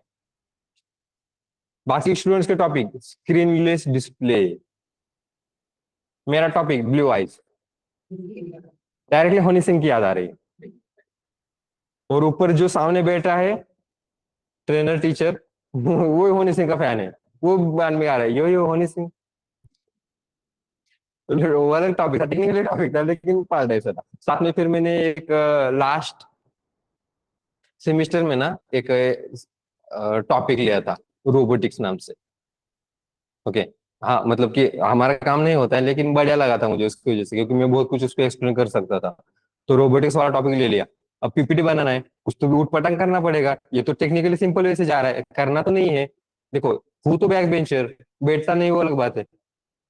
सेकंड बेंच पे बैठता हूँ। Second bench is for the like a backbencher. क्यों? क्योंकि इससे सब लोगों का ध्यान होता है पीछे वाले लोगों पे। सबसे महफूज जगह, इंडिया की सबसे महफूज जगह सेकंड बेंच। सामने वाला भी नहीं है, पीछे भी नहीं, और बीच में अगर बैठे हैं ना, सेकंड बेंच पे बैठे हैं, तो कितना भी शोर शराबा करो, समझ में नहीं आता। वो इधर उधर देखते कौन कर रहा है रे, कौन काला कर रहा है, इधर कर रहा है कि नहीं, कैसे पता इन लोगों को। सामने बैठ के दिखाना कर रहे हैं। तो ऐसे सेना में कुछ तो भी चेंज करना पड़ेगा। तो करो फिर चेंज। तब ना रोबोट की वो मूवी का लॉन्च था। कौन सी मूवी थी? रोबोट 2.0। मतलब रिलीज नहीं हुई थी, लेकिन वो बातें आ रही थी कि अक्षय कुमार इज देयर। तो ऑब्वियसली अकियंस थे हम, मैं तो अक्षय कुमार का फैन हूँ, तो उसको भी लाना पड़ेगा इसमें। और वो मूवी कर रहा है मतलब। तो क्या किया, मुझे एक फोटो मिला। उस फोटो पे आधा चेहरा रोबोट का, आधा चेहरा अक्षय कुमार का, कॉपी, पीपीटी के कॉर्नर में। ये पीपीटी की स्लाइड होगी तो यहाँ पे अक्षय कुमार है। जानबूझ के थोड़ा सा छोटा रखा बीच में, मतलब सामने ही रख देता तो फिर तो वो क्वेश्चन जो आते गंदे वाले, वो भी नहीं चाहिए थे मुझे, लेकिन करना तो एक कुछ तो कॉर्नर में रखा है। अब सब लोग नोटिस नहीं करते, मोस्टली लोग यहाँ पे नोटिस करते हैं, कॉर्नर में किसी ने नहीं देखा। लेकिन एक बंदा ऐसा होता है जो यहाँ पे छोड़ के सब जगह पे देखता है। उस बंदे जैसे मैं स्लाइड डाली, सभी स्लाइड में था, एक ही स्लाइड में नहीं था, सभी स्लाइड में था, लेकिन जैसे वो स्लाइड दिखी वो हंसने लग गया। मुझे समझ में आया वो आगे हंसा, लेकिन बाकी लोगों को नहीं समझ में आया पूरा सेशन होने के बाद। तू बहुत मतलब कि ऐसा क्यों करता है तू ठीक से नहीं दे सकता क्या? और किसी ने देखा होता तो मैंने बोला उसकी जगह तो मजा नहीं है। तो ऐसे कुछ भी चीजें कर देते हैं हम। तो तुम लोगों ने भी किया होगा पीपीटी वगैरह, टॉपिक्स वगैरह डिसाइड किए होंगे, लेकिन ऐसे उठपटांग चीजें भी की होगी। कॉलेज लाइफ ही जीनी चाहिए। जिंदगी है, जिंदगी जीनी तो चाहिए। ऐसा नहीं है कि सेशन 6 महीने तक, 6 महीने तक अपना कोर्स है तो सिर्फ और सिर्फ कोर्स पे कॉन्सेंट्रेशन करो। संडे मिलेगा तुम लोग को, संडे के दिन कुछ नहीं। हाँ लेकिन 6 महीने तक टाइम है, अगर आप कमजोर हो कहीं पे, उस संडे को यूटिलाइज करो। गेटिंग? अदरवाइज लाइफ मस्त जियो, पुणे में है, सभी जगह ढूंढ के आओ, कुछ मत छोड़ो। फ्रेंडशिप गार्डन भी ढूंढ के आओ। हाँ लेकिन उसमें से आते समय अकेले आना, दुखी लेकर आ गए भाई, कोर्स वहीं पे गया तेरा, एकदम से कोर्स के बीच में क्वेश्चन आना चालू हो गया। मतलब मैं यहाँ पे पढ़ रहा हूँ, मैसेज आ रहा है जेवण झालं का, पुढचा खातो बसलाय। सामने वाला पर्सन लिटरली सुबह सुबह ही वो क्या कहते हैं, गावरान टाइप उस तरीके से, मतलब कुछ रस्सा वगैरह है उस पे, वो भाकर वगैरह पूरा चूर, यहाँ तक आ रहा है ये। ऐसा खा के बैठा है बंदा, और हमें पूछ रहा है जेब लगा। और अगर हम उसमें नहीं गएंगे तो ऊपर से क्वेश्चन आएगा क्यों इतनी, बीमार पड़ जाओ। साइड में रख देते हैं इसको। ठीक है, यहाँ तक क्लियर है। अब आगे वाला पार्ट जो मैंने तुम लोगों को कंप्यूटर के रिलेटेड पूछा था, तो कंप्यूटर पे तुम लोग काम तो कर रहे हो, राइट? लेकिन कौन से काम करते हो? तो मैं अगर सिर्फ ये कहूंगा कि we are going to complete a task on the computer, लेकिन कौन से टास्क? तो कौन सी भी टास्क हो सकता है क्या? नहीं, मैं अगर कहूंगा कि मुझे अब बिल्डिंग बिल्ड करनी है, मुझे मेरा घर बनाना है, बिल्ड करना है, तो मैं क्या करूंगा उसमें कंप्यूटर को यूज करके? ज्यादा से ज्यादा ब्लूप्रिंट तक निकाल सकता हूँ। जितने भी कोवर्कर्स है, उन कोवर्कर्स के सैलरीज जो है, वो जो भी पैसे लग रहे हैं, वो सब एस्टिमेशन, वो सब मैं नोट डाउन करके रख सकता हूँ। लेकिन अगर ईंटें लगानी है, तो उसमें कंप्यूटर क्या करेगा? कंप्यूटर बोलेगा भाई तू काम है तेरा देख ले, ये मेरे को क्यों बताएगा? अदरवाइज हाँ, फिर वो एक बंदा भी ऐसा होता है जो मैंने बोला था, लास्ट बैक बेंचर, वो बोलेगा हाँ सर कंप्यूटर का यूज कर सकता हूँ मैं उस पर। कैसे? कंप्यूटर पे ईंटें रखूंगा और उसको लेके जाके दे दूंगा। वो बंदा ही अलग लेवल का था। ओके, मतलब यहाँ से ये समझ में आ रहा है कि हम ऐसे जो भी फिजिकल टास्क होते हैं वो मोस्टली नहीं कर सकते, लेकिन हाँ, हम लॉजिकल टास्क कंप्लीट कर सकते हैं यूजिंग द कंप्यूटर। तो आया समझ में कंप्यूटर का यूज कहाँ पे हो रहा है? बाकी जब एआई वाला पार्ट आएगा और रोबोटिक्स वगैरह आएगा, तो अभी रोबोट्स वगैरह यूज करके फिजिकल टास्क भी कंप्लीट कर सकते हैं। मतलब पानी का ग्लास यहाँ से दूसरी जगह पे लेके जाना है, वो रोबोट कर सकता है। लेकिन उसमें सिर्फ कंप्यूटर पार्ट है क्या? नहीं, उसमें बाकी सभी पॉइंट्स आ रहे हैं। नहीं, मैकेनिक्स आ रहा है, देन इलेक्ट्रॉनिक्स वगैरह का पार्ट आ रहा है, तो वो सब है उसके अंदर। Okay. Okay, Ruchira is saying कि computer is used to solve problems, process input and provide solution with the desired output by algorithm. Okay, good. Calculate the numbers up to infinity. Good. कौन से टास्क बने ये? Logical task ही बने। सो यहाँ पे logical task build करने के लिए कंप्यूटर यूज किया जाता है, लेकिन कंप्यूटर वर्क कैसे करता है? किसने डेवलप किया था कंप्यूटर? पता है? शुभ। अरे कॉम्प्युटर काम करतो आपण, तुम्ही कॉम्प्युटर कोणी बिल्ड हेच माहित नाही तुम्हाला? हाँ, ऑनलाइन पे ये सर्च करेंगे अभी। कंप्यूटर किसने बनाया था?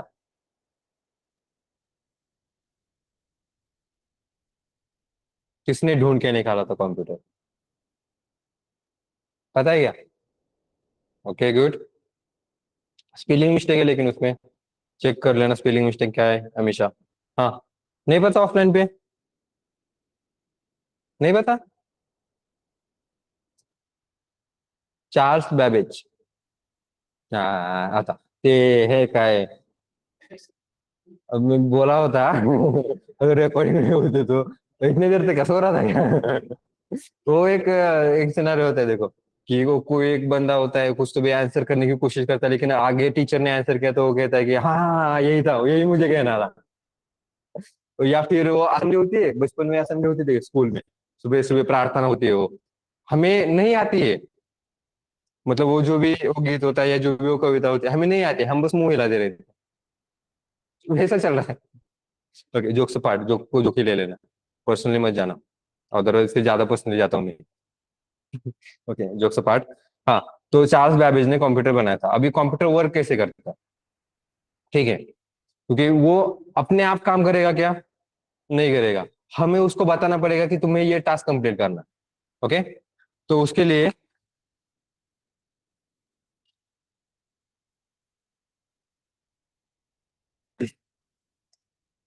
तो हमें पास करने पड़ते हैं इनपुट, हमें इनपुट देना पड़ेगा। ठीक है, तो इनपुट जब हम देंगे कंप्यूटर को, तो कंप्यूटर क्या करेगा? उस इनपुट को यूज करेगा। और इनपुट मतलब कि हमें क्या करना है? हमें एडिशन ऑफ टू नंबर्स करनी है, ऐसा हम इनपुट दे रहे, ऐसा इनपुट हम दे रहे कि एडिशन ऑफ टू नंबर। तो क्या करेगा? इस इनपुट को लेगा, उस इनपुट पे प्रोसेसिंग करेगा।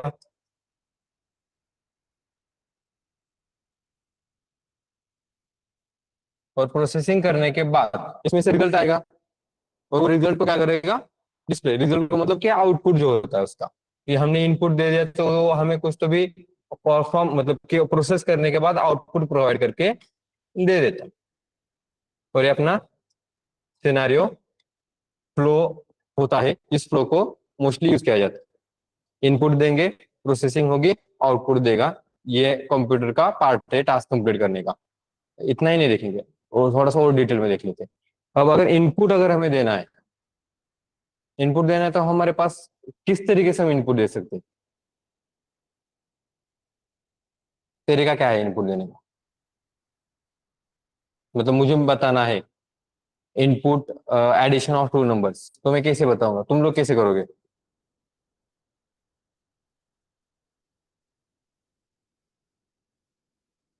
एक क्या कह सकते हैं, कैलकुलेटर का एप्लीकेशन ओपन करेंगे, राइट? अब कैलकुलेटर का एप्लीकेशन ओपन करना है तो वो भी तो इनपुट ही दिया हमने।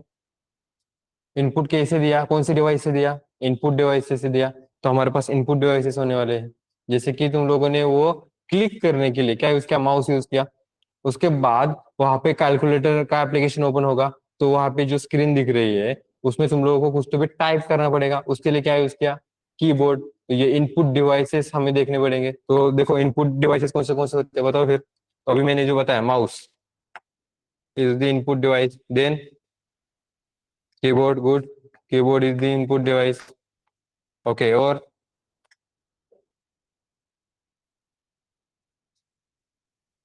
कौन से? Hmm, scanner. Okay, scanner is also the input device. Okay, और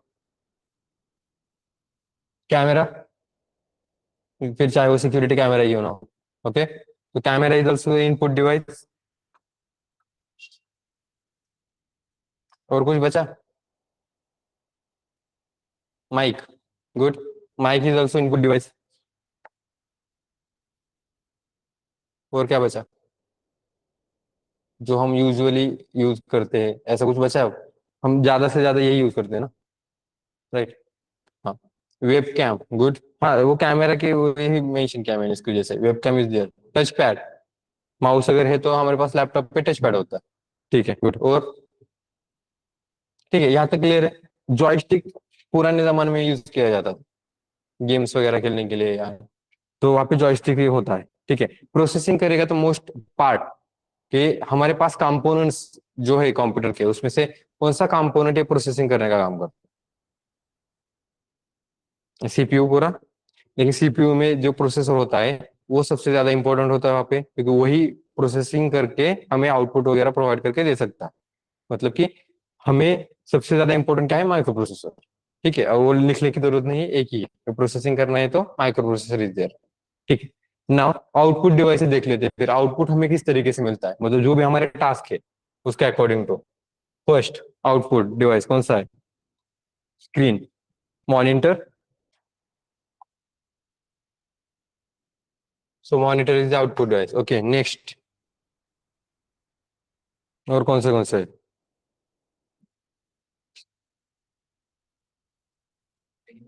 प्रिंटर, गुड।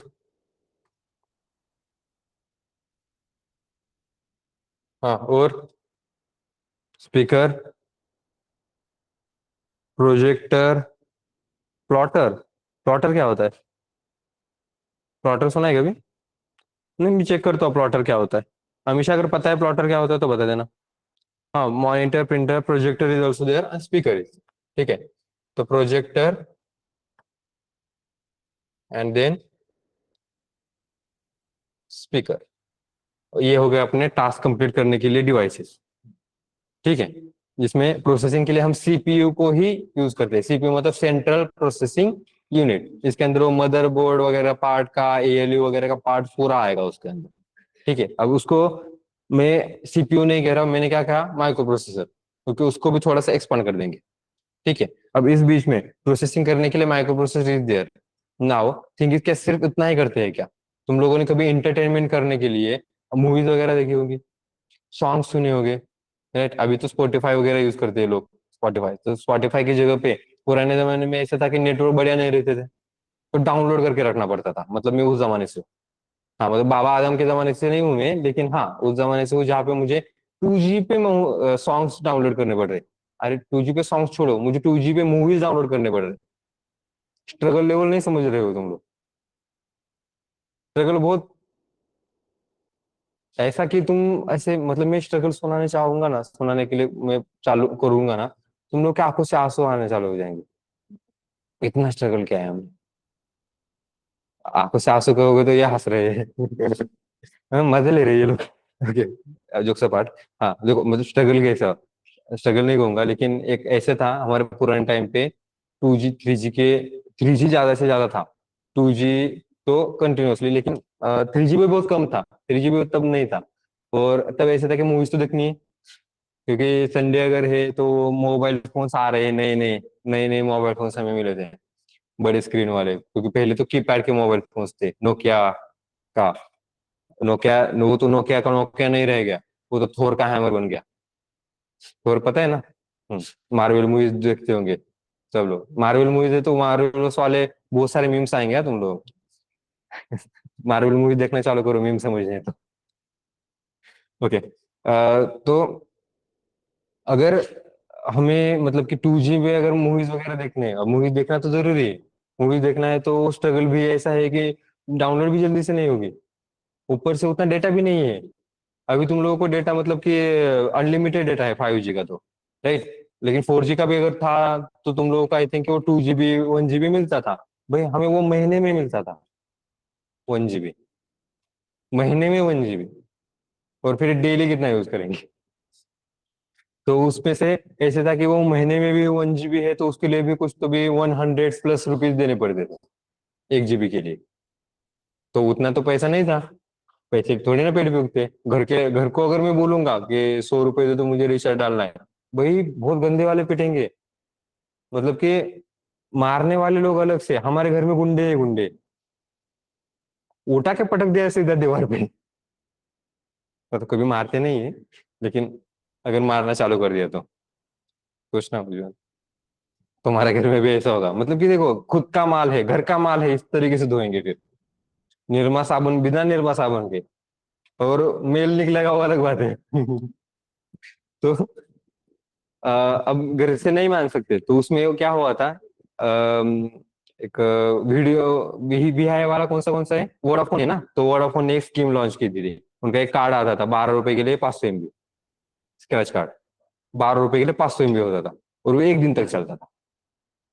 और आई थिंक नाइट तक भी फ्री होता था, ऐसे एक था। तो 12 रुपए के लिए 500 MB है तो क्या करो, चलो 500 MB में हम देखते थे कुछ 3GB वाली मूवीज। मतलब तुम लोग जो 720 पिक्सल वाला कहते हो ना,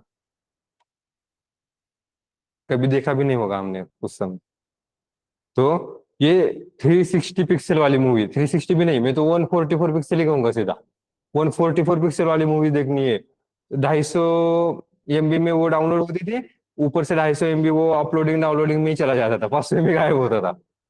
और ऊपर से अभी इतना, मतलब कितने टाइम लगता था 2GB, 2G अगर डेटा है तो आई थिंक 6 घंटे लगते थे उसको, 6-7 घंटे। तो उतना टाइम अलोकेट कर दिया। तो हमारे पास जिस तरीके से अब तुम्हारे पास स्मार्टफोन से, हमारे पास वैसे नहीं होते थे। मैंने डाउनलोड करके रख दिया तो पूरी स्क्रीन अभी अलोकेट हो गई उसको ही। मैं कुछ नहीं कर सकता उस पर। तो क्या करेंगे, तो रात को सोने से पहले हम क्या करेंगे, डाउनलोड करके डाल देंगे। तो सोने से पहले डाउनलोड करके डाल दिया, और सुबह होते होते डाउनलोड हो गया। जैसे उठूंगा सबसे पहले मोबाइल देखूंगा डाउनलोड हुआ ही क्या। और अगर 99% पे वो रुका, तुम लोगों का अभी ये पता है ब्रेकअप पे दर्द होता है। 99% पे मूवी आने के बाद जब फेल होगी तब तो समझ में आएगा ब्रेकअप से ज्यादा दर्द कब कैसे होता है। क्योंकि हमने लिटरली एक पूरी की पूरी नाइट उस पर डाल दी है कि कल मूवी देखने को मिलेगी। 12 रुपए के वो अलग बात है। नाइट भी गई, फिर भी मूवी डाउनलोड नहीं हुई 99% पे। और पता नहीं ये क्यों जानबूझ के करते थे, उनको मजा आता था शायद उस टेलीकॉम इंडस्ट्री को, कि यार 99 पे बंद करेंगे इसको। ऐसे नहीं करेंगे, जाने दो पहले, जाने दो 99% पे गवाना है इसको। करो फिर, मजे ले लो तुम। ये साला दुख का ही खत्म नहीं होता था उस टाइम, लेकिन ये खत्म हो गया है, फिर अंबानी बाबा ही गए फिर थे। उन्होंने जब इक्वलिटी ले ली, जिस तरीके से बढ़ गया, तो अब तो डेटा ही डेटा है, बेरोजगारी महसूस ही नहीं हो रही है। ऐसे चेक करने के लिए देखा था कि आज मतलब कि चल क्या रहा है, एक बार मोबाइल में किसी का नोटिफिकेशन, किसी का मैसेज, इंपॉर्टेंट मैसेज तो नहीं आ रहा है, पता नहीं एकदम से इंस्टाग्राम रील्स में 12 बजे ओपन किया था, 3 कैसे बज गए। बेरोजगारी महसूस नहीं होने दे रहा है। पार्ट मूवीज के वाले के रिलेटेड, तो पहले हम ऐसे डाउनलोड करके रख सकते, तो डाउनलोड करके परमानेंटली अगर रखना है तो हमारे पास कौन सा कंपोनेंट है, कौन सा कंप्यूटर में एक ऐसा डिवाइस होता है जो हमें मेमोरी कंपलसरी स्टोर करने के लिए देख देता है? Hard disk, pen drive, SSD. Good. तो उसको मैं मेमोरी मतलब कि अभी हार्ड डिस्क ही कह देता हूँ मैं, ठीक है, पेन ड्राइव को बाद में, pen drive is external device, लेकिन मैं हार्ड डिस्क कह देता हूँ। सो हमारे पास है हार्ड डिस्क। और हार्ड डिस्क में भी अभी अलग अलग पार्टीशन, स्पीड वाइज, क्योंकि स्पीड भी चाहिए लोगों को, पेशेंस लेवल ही नहीं है लोगों का। मैं 6 घंटे तक में, हम 6-7 घंटे तक जो भी मूवीज डाउनलोड करने के लिए रख देते थे, पेशेंस लेवल समझ में आ रहा है?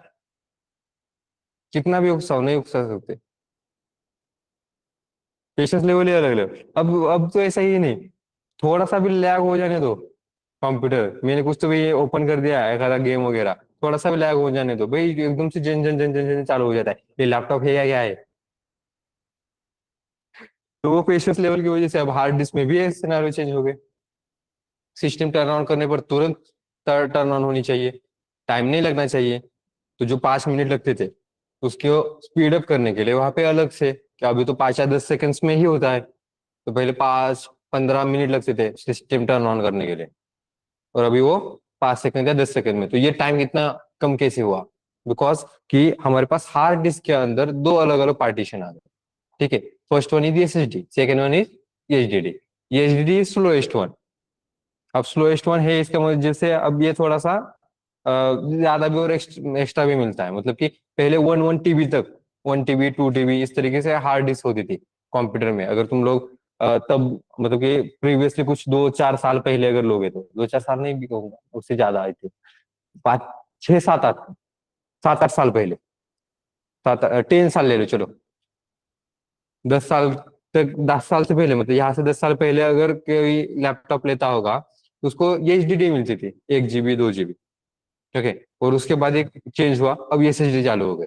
और अभी अगर मार्केट में देखोगे तो तुम लोगों को सभी जगह पे एसएसडी ही मिलेगी, कोई भी लैपटॉप उठाओ, कोई भी मॉडल उठाओ, एसएसडी है, क्योंकि वो स्पीड अप करके देता है। लेकिन एसएसडी भी है, लेकिन उसका काउंट कितना है? 1 GB मिलती है क्या? 500 GB।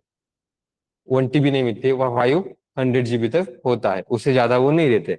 तो हमारे पास हार्ड डिस्क है, और हार्ड डिस्क में हम क्या करते हैं फिर? डेटा स्टोर करते हैं, और स्पीड के according to SSD and HDD is there.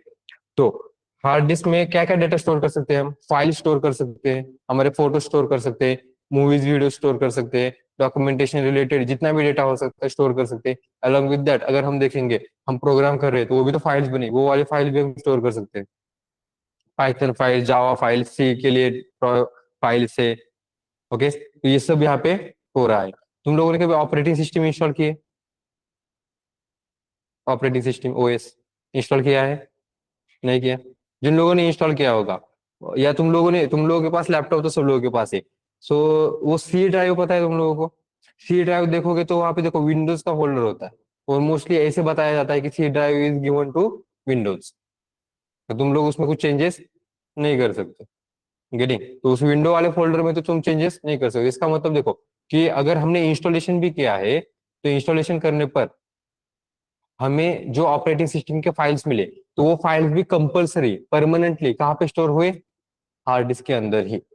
Getting? मतलब जो तुम इंस्टॉलेशन कर रहे हो, मोबाइल फोन वाले अलग से, स्मार्टफोन वाला अलग से। स्मार्टफोन में रोम कहते हैं, लेकिन वो रोम नहीं होता, लेकिन यहाँ पे हार्ड डिस्क। तो हार्ड डिस्क में तुम लोग जो भी इंस्टॉलेशन करते हो वहीं पे इंस्टॉल होता है, मतलब जो फाइल्स है, एक एक मैं ये कह सकता हूँ कि हमारे पास बहुत सारे फाइल्स है, उसको मैंने एक अलग से बाउंड्री लाइन के अंदर मेंशन करके रखा है, जिसको मैं इंस्टॉलर कह रहा हूँ। और फिर जब मैं इंस्टॉल करता हूँ, तो उसमें से एक एक पैकेजेस जो है, एक एक फाइल जो है, मैं अनजिप करना स्टार्ट कर देता हूँ। और वो मेरे फाइल्स कहाँ पे स्टोर होंगे फिर? Operating system, sorry, hard disk पे। तो हार्ड डिस्क पे जो भी इंस्टॉल कर रहे हो कहाँ पे होगा तुम्हारा? हार्ड डिस्क पे ही होगा। और उसके अंदर जो फाइल्स होते हैं, इंस्टॉलेशन मतलब क्या हो रहा है? इंस्टॉलेशन मतलब सिंपल वे में कि तुम्हारा एप्लीकेशन की जो भी जरूरी फाइल्स होते हैं वो फाइल्स कहीं पे प्लेस किए जा रहे हैं और एप्लीकेशन जल्दी से एग्जीक्यूट हो, इसकी वजह से उसको पाथ मेंशन किया जा रहा है। तो मोस्टली हमें प्रोग्रामिंग लैंग्वेज के लिए अलग से पाथ मेंशन करना पड़ता है, सभी जगह के लिए पाथ नहीं होता है। जैसे कि गेम इंस्टॉल की है, तुम लोगों ने कुछ इंस्टॉल किया है तो उसके लिए पाथ नहीं होता है, उसके लिए जरूरी नहीं है, लेकिन प्रोग्रामिंग रूट लेवल पे काम करता है, तो इसकी वजह से उसका पाथ देना जरूरी है। सो ये क्लियर है सबको? मतलब डेटा कहाँ पे स्टोर होगा तुम लोगों का? परमानेंटली हार्ड डिस्क पे। अब आते हैं थोड़ा सा और अगेन पॉइंट। अब सिनेरियो के हिसाब से देख लेते हैं कि एक टास्क कंप्लीट करना है। अब टास्क कंप्लीट करना है मतलब मुझे कोई फाइल ओपन करनी है। ओके, तुम लोग सीवी सीवी पता है तुम लोगों को, रेज्यूमे? तो सीवी चेंज कर रहे हैं। ओके, अब सीवी चेंज कर रहे हैं, तो सीवी चेंज कर रहे हैं तो मैं कुछ टाइप कर रहा हूँ तो टाइप होके वो फाइल्स में चेंज हो रहे हैं, फिर टाइप कर रहा हूँ तो फाइल्स में चेंज हो रहे हैं। अब इस हिसाब से अगर हम देखेंगे इस प्रोसेस को, क्या फाइल्स में चेंजेस करने वाले प्रोसेस को, तो ये चेंज करके प्रोसेसिंग करके कौन दे रहा है? Micro processor. और ये फाइल कहाँ पे स्टोर है परमानेंटली? हार्ड डिस्क के अंदर। तो अगर प्रोसेसर इस पे काम कर रहा है फाइल पे, और इन दोनों में अगर कम्युनिकेशन होगा, तो इसमें स्पीड अप सबसे ज्यादा इंपॉर्टेंट है कि इसमें स्पीड क्या है। Micro processor is one of the fastest component into the computer, सबसे फास्टेस्ट कंपोनेंट होता है। एंड हार्ड डिस्क को अगर ले लेंगे, hard disk is one of the slowest component in the computer, सबसे स्लोएस्ट में से एक। तो सबसे फास्टेस्ट में से एक और सबसे स्लोएस्ट में से एक में अगर कम्युनिकेशन होना चालू हो गया, तो उसका प्रॉब्लमेटिक क्या होता है, वो एक एग्जांपल ले लेते। तो ऑर्गेनाइजेशन वाला एग्जांपल ले लेते। ओके, सपोज ऑर्गेनाइजेशन में एक टास्क चालू है, एक टीम है आईटी वाली। इमेजिनेशन करना सीखो। Imagination is one of the greatest power of human being. Imagination है, इसकी वजह से हम यहाँ पर हैं। अदरवाइज अभी भी कहीं पे किसी पेड़ पे कुछ तो भी तो तोड़ रहे होते, किसी जंगल में घूम रहे होते। इमेजिनेशन की वजह से ही इतना डेवलप हो रहा है। ये इमेजिनेशन करना सीखो। तो सपोज ऑर्गेनाइजेशन है। अब ऑर्गेनाइजेशन में एक मैनेजर है, मतलब एक आईटी टीम, उसमें एक मैनेजर है, 15+ ईयर एक्सपीरियंस। और ऑर्गेनाइजेशन है, इसका मतलब ऑब्वियसली कुछ तो भी प्रोजेक्ट्स वगैरह मिलेंगे उनको, तो उस प्रोजेक्ट पे उनको काम करना है।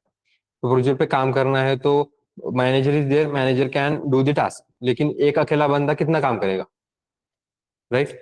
उसके लिए फिर अब मैनेजर, दो दो या 10-10 मैनेजर नहीं रख सकते, उतना बजट कंपनी का नहीं होगा।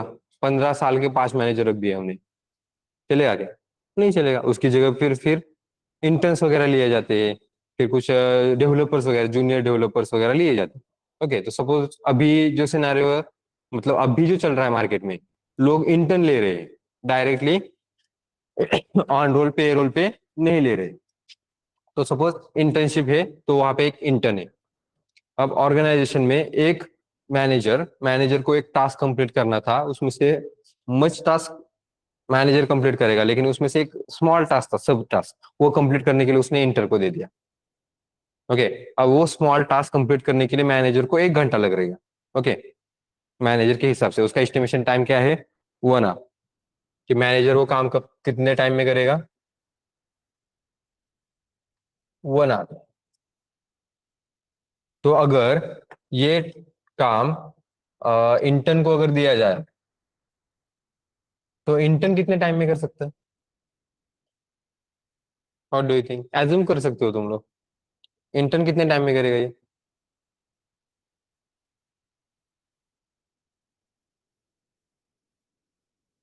5 to 6 आवर्स। 2 आवर्स में? ये क्या 45, क्या है ये 45 आवर्स में, 45 मिनट्स में? और मैनेजर से ज्यादा, मैनेजर से कम टाइम ले, मैनेजर से ज्यादा स्पीड है 45 मिनट्स अगर कहोगे तो। हाँ, 45 आवर्स कहोगे तो ये तो फिर बहुत ही गंदा वाला गया। 5 to 6 आवर्स या 8 आवर्स ले सकते हैं हम, कि एक दिन में तो करेगा ही। ओके, तो बफर टाइम मैनेज करके हम ये ले लेते हैं 8 आवर्स। ठीक है, 8 आवर्स मतलब कि वो बीच में थोड़ा सा ब्रेक ले लेगा। ऑब्वियसली कॉर्पोरेट कॉर्पोरेट में अगर हम है, तो कॉर्पोरेट में है तो क्या होता है, 10 मिनट, 15 मिनट, आधे घंटे की कोडिंग, 15 मिनट इधर उधर जाना, फिर आधा मिनट, आधे घंटा, 1 घंटा कोडिंग, फिर 15-20 मिनट इधर उधर जाना, फिर आधा घंटा 1 घंटा कोडिंग, फिर 15 मिनट इधर उधर देखते रहना। ऐसे होता है कॉर्पोरेट में। तो 8 आवर्स हमने ले लिए, ठीक है, उसके हिसाब से। नाउ अब मैनेजर 1 घंटा है, तो मैनेजर को उतना पता है, वो उतना सेंस है कि मैं देखो, मुझे अगर 1 घंटा लगेगा तो मैक्सिमम उसको शायद 2 घंटे लग सकते हैं। ऐसा वो स्पीड अप के हिसाब से लगता है कि उतना ही ज्यादा डबल टाइम ले लेगा। तो अब मैनेजर अगर 1 आवर्स लगेगा तो मैनेजर तो चेक करेगा, यार 1 घंटा हो गया है, चलो चेक करते हैं उसका हुआ है नहीं। तो वो फिर बाद में इंटर्न को बोलेगा ना हुआ या नहीं। अब एक टास्क को देखो, डिटेल में आता हो रियलिटी में, एक टास्क को कंप्लीट करते समय प्रॉब्लम ये होता है कि अगर तुम लोग नए हो, तुम लोग को प्रोजेक्ट के बारे में कुछ पता नहीं है, तो पहले तो वो इशू कहाँ पर है ढूंढने में ही 4 घंटे लगते हैं। कौन से फाइल में ये इशू है, कहाँ से ये लिंक हुआ था, जो मुझे आउटपुट चाहिए उसके लिए मुझे प्रीवियसली क्या क्या डेटा चाहिए था, ये सब चेकआउट करने में ही 4 घंटे लगते हैं। तो ऑब्वियसली 1 घंटे बाद अगर मैनेजर आएगा तो उसको नहीं मिलेगा टास्क कंप्लीट होके। फिर 2 घंटे बाद आएगा, फिर 4 घंटे बाद आएगा, होगा क्या कंप्लीट, नहीं होगा। फिर 5 घंटे बाद आएगा। और बाद में ऑब्वियसली ये थोड़ा सा स्पीड अप के बारे में अगर देखेंगे, जो टास्क 1 घंटे में कंप्लीट होना चाहिए था उसके लिए 8 घंटे लग रहे हैं। कितना टाइम हुआ, बहुत मैक्सिमम स्पीड कितना हुआ, टास्क कंप्लीट करने के लिए कितना स्पीड, कितना टाइम लगा, बहुत ज्यादा टाइम लगा, बहुत टाइम कंज्यूमिंग प्रोसेस बन गई है, जबकि ये नहीं होना चाहिए। और ऐसा ही अगर है, सपोज आप लोगों ने एक टैब ओपन किया और वो टैब 8 मिनट बाद ओपन हो रहा है, चलेगा क्या। एक फाइल तुम लोगों ने ओपन की और वो फाइल 8 घंटे बाद ओपन हो रही है या 8 मिनट बाद ओपन हो रही है, 8 घंटे तो छोड़ दो, 8 मिनट बाद ओपन हो रही है, चलेगा। 8 मिनट छोड़ दो, 1 मिनट तक वेट करो, करोगे, नहीं कर सकते। 1 मिनट तक, 1 मिनट में 10 बार ओपन करके देखोगे। तो ये हो रहा है, अगर ये दोनों में कम्युनिकेशन हो गया, कौन सा, माइक्रो प्रोसेसर और हार्ड डिस्क में, तो ये तुम लोगों का टाइम कंज्यूम कर रहा है और ये टास्क को स्पीड जो है वो स्पीड कम करके दे रहा है। ओके, स्पीड मतलब कि जितना फास्ट ये टास्क कंप्लीट होना चाहिए तो उतना फास्ट नहीं हो रहा है। तो ये प्रॉब्लम है। मतलब मैं अगर चलो 1 मिनट तक वेट भी कर लेते फाइल ओपन करने के लिए, लेकिन मैं अगर मेरा नाम अगर मैं मेंशन कर रहा हूँ तो मेरे नाम का अल्फाबेट 1 टाइप करूंगा तो it will take a time. फिर दूसरा टाइप करने पर टाइम लेगा, फिर तीसरा टाइप करने पर टाइम लेगा, टाइम लेते जाएगा ना। तो वो पूरे के पूरे प्रोसेस बहुत ज्यादा लेंदी हो जाती है। तो उस प्रोसेस को क्या करना पड़ता है, ऑप्टिमाइज करना पड़ेगा ना। तो रियलिटी में ऑप्टिमाइजेशन कैसे करोगे, जो मैनेजर एंड इंटर्न का कम्युनिकेशन था उसमें ऑप्टिमाइजेशन क्या होता है। तो उसमें आता है एक सबसे देवता आदमी। देवता आदमी कह रहा हूँ, तुम लोगों को भी समझ में आएगा फिर बाद में क्यों देवता आदमी कह रहा हूँ। वो होता है टीम लीडर, बंदा। जब हमारी गलती होगी वो खुद भी लेता है। हाँ, इसकी वजह से कभी भी टीम लीडर के साथ पंगे मत लेना। ऐसा कर लो, मैनेजर के साथ एक बार पंगे ले सकते हो लेकिन टीम लीडर के साथ मत लेना। मतलब जो अपनी शील्ड है, शील्ड को मत तोड़ना, शील्ड से ठीक से बिहेव करना। वो बंदा अगर कह रहा है तो करो, ठीक है। तो वहां पे मतलब तुम लोगों का एटीट्यूड होता है, बहुत सारे लोगों का होता है, हाइपर सबसे ज्यादा होते हो एकदम से, पता नहीं किस बात पे चिढ़ जाओगे, लेकिन हो जाते हो हाइपर। तो टीम लीडर से तो अच्छा बिहेव करना, मतलब अच्छा बिहेव मतलब कि हमें क्या उसके उस तरीके से नहीं करना है, लेकिन तुम उसको ज्यादा से गुस्से में बातें मत करना, आड़े टिड़े आंसर्स मत करना। हम इंटर्न है तो एज ए इंटर्न तरीके से बिहेव करेंगे, ठीक है। मतलब कि ऐसा नहीं है कि हम हमारे इंडियन जो कल्चर होता है उसे छोड़ के रहेंगे। हमारे इंडियन कल्चर में वैसे भी जो बड़े लोग होते हैं उनको हम उल्टा नहीं बोलते। आजकल वो छोड़ दो, आजकल आते जाते लोगों को भी उल्टा बोलना चालू कर रहे हैं लोग, करते हैं ना। तो ये हमारा इंडियन कल्चर बिल्कुल भी नहीं है, तो हमें ठीक से बिहेव करना चाहिए। ओके।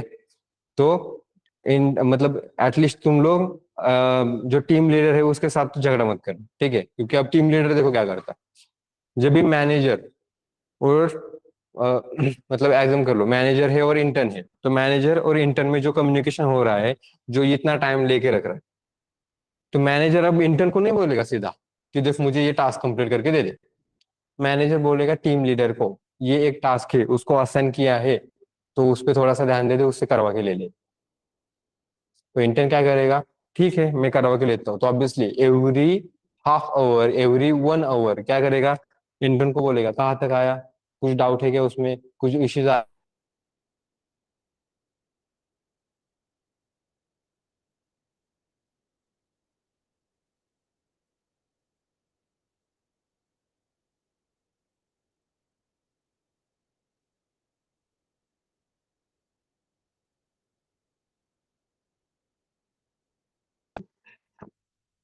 हाँ, आ गए वापस आ गए।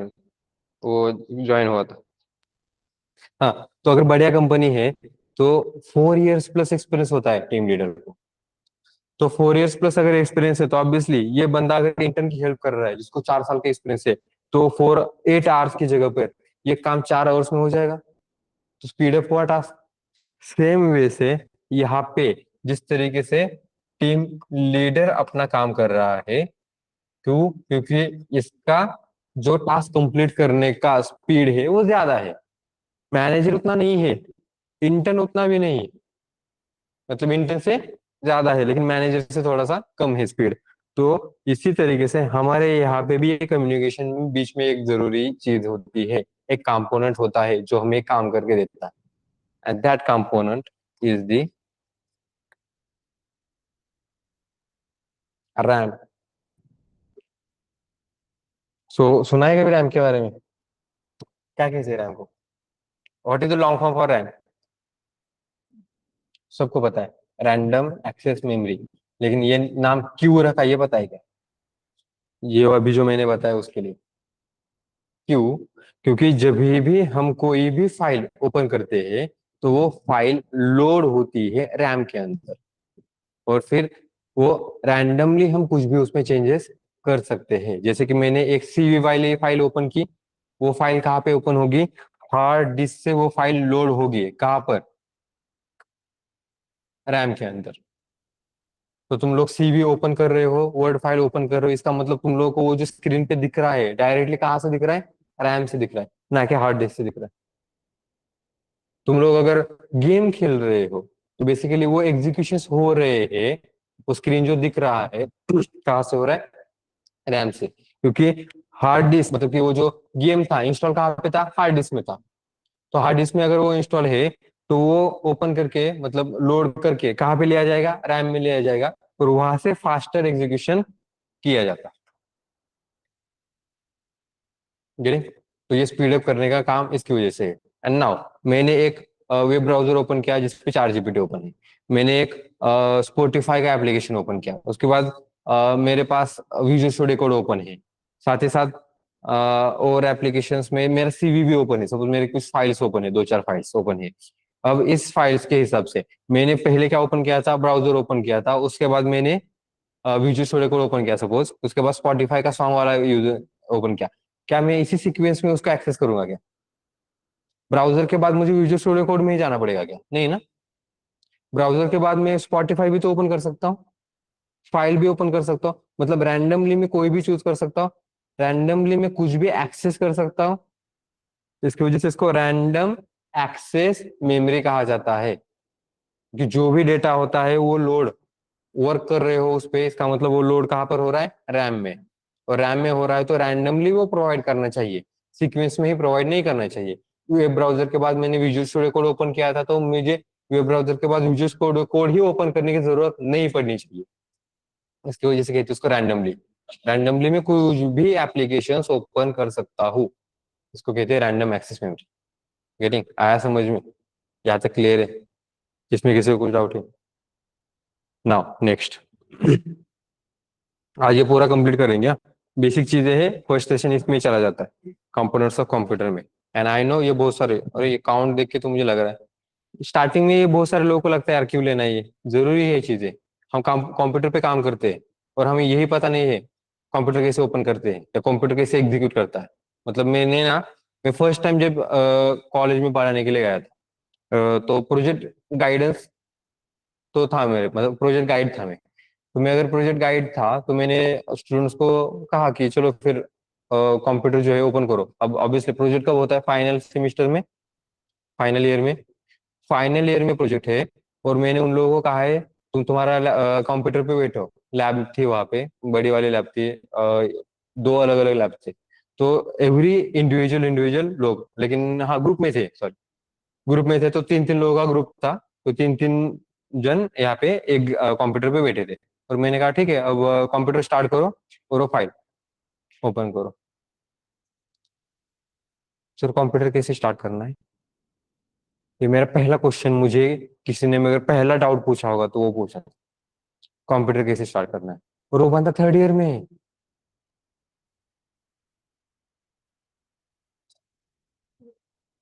तब मेरे दिमाग में आया था, मैं यहाँ क्यों, मैं तुझे यहाँ आया हूँ। लोगों ने देखा होगा। हाँ। सो ये क्यों, मतलब ऐसा कैसे हो सकता है कि बीसीएस बीसीए वाले स्टूडेंट्स थर्ड ईयर तक जा रहे हैं, थर्ड ईयर में है, उनको कंप्यूटर सिस्टम ही स्टार्ट करना नहीं आ रहा है। लोग पढ़ा रहे हैं subject 8085 micro processor, 8086 micro processor.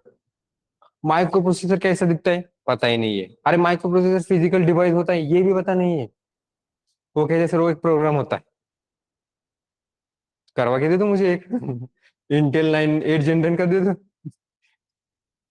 क्या भी हो रहा है, मतलब लिटरली ये चीजों की वजह से ये स्टार्टिंग से लेके जाना पड़ा।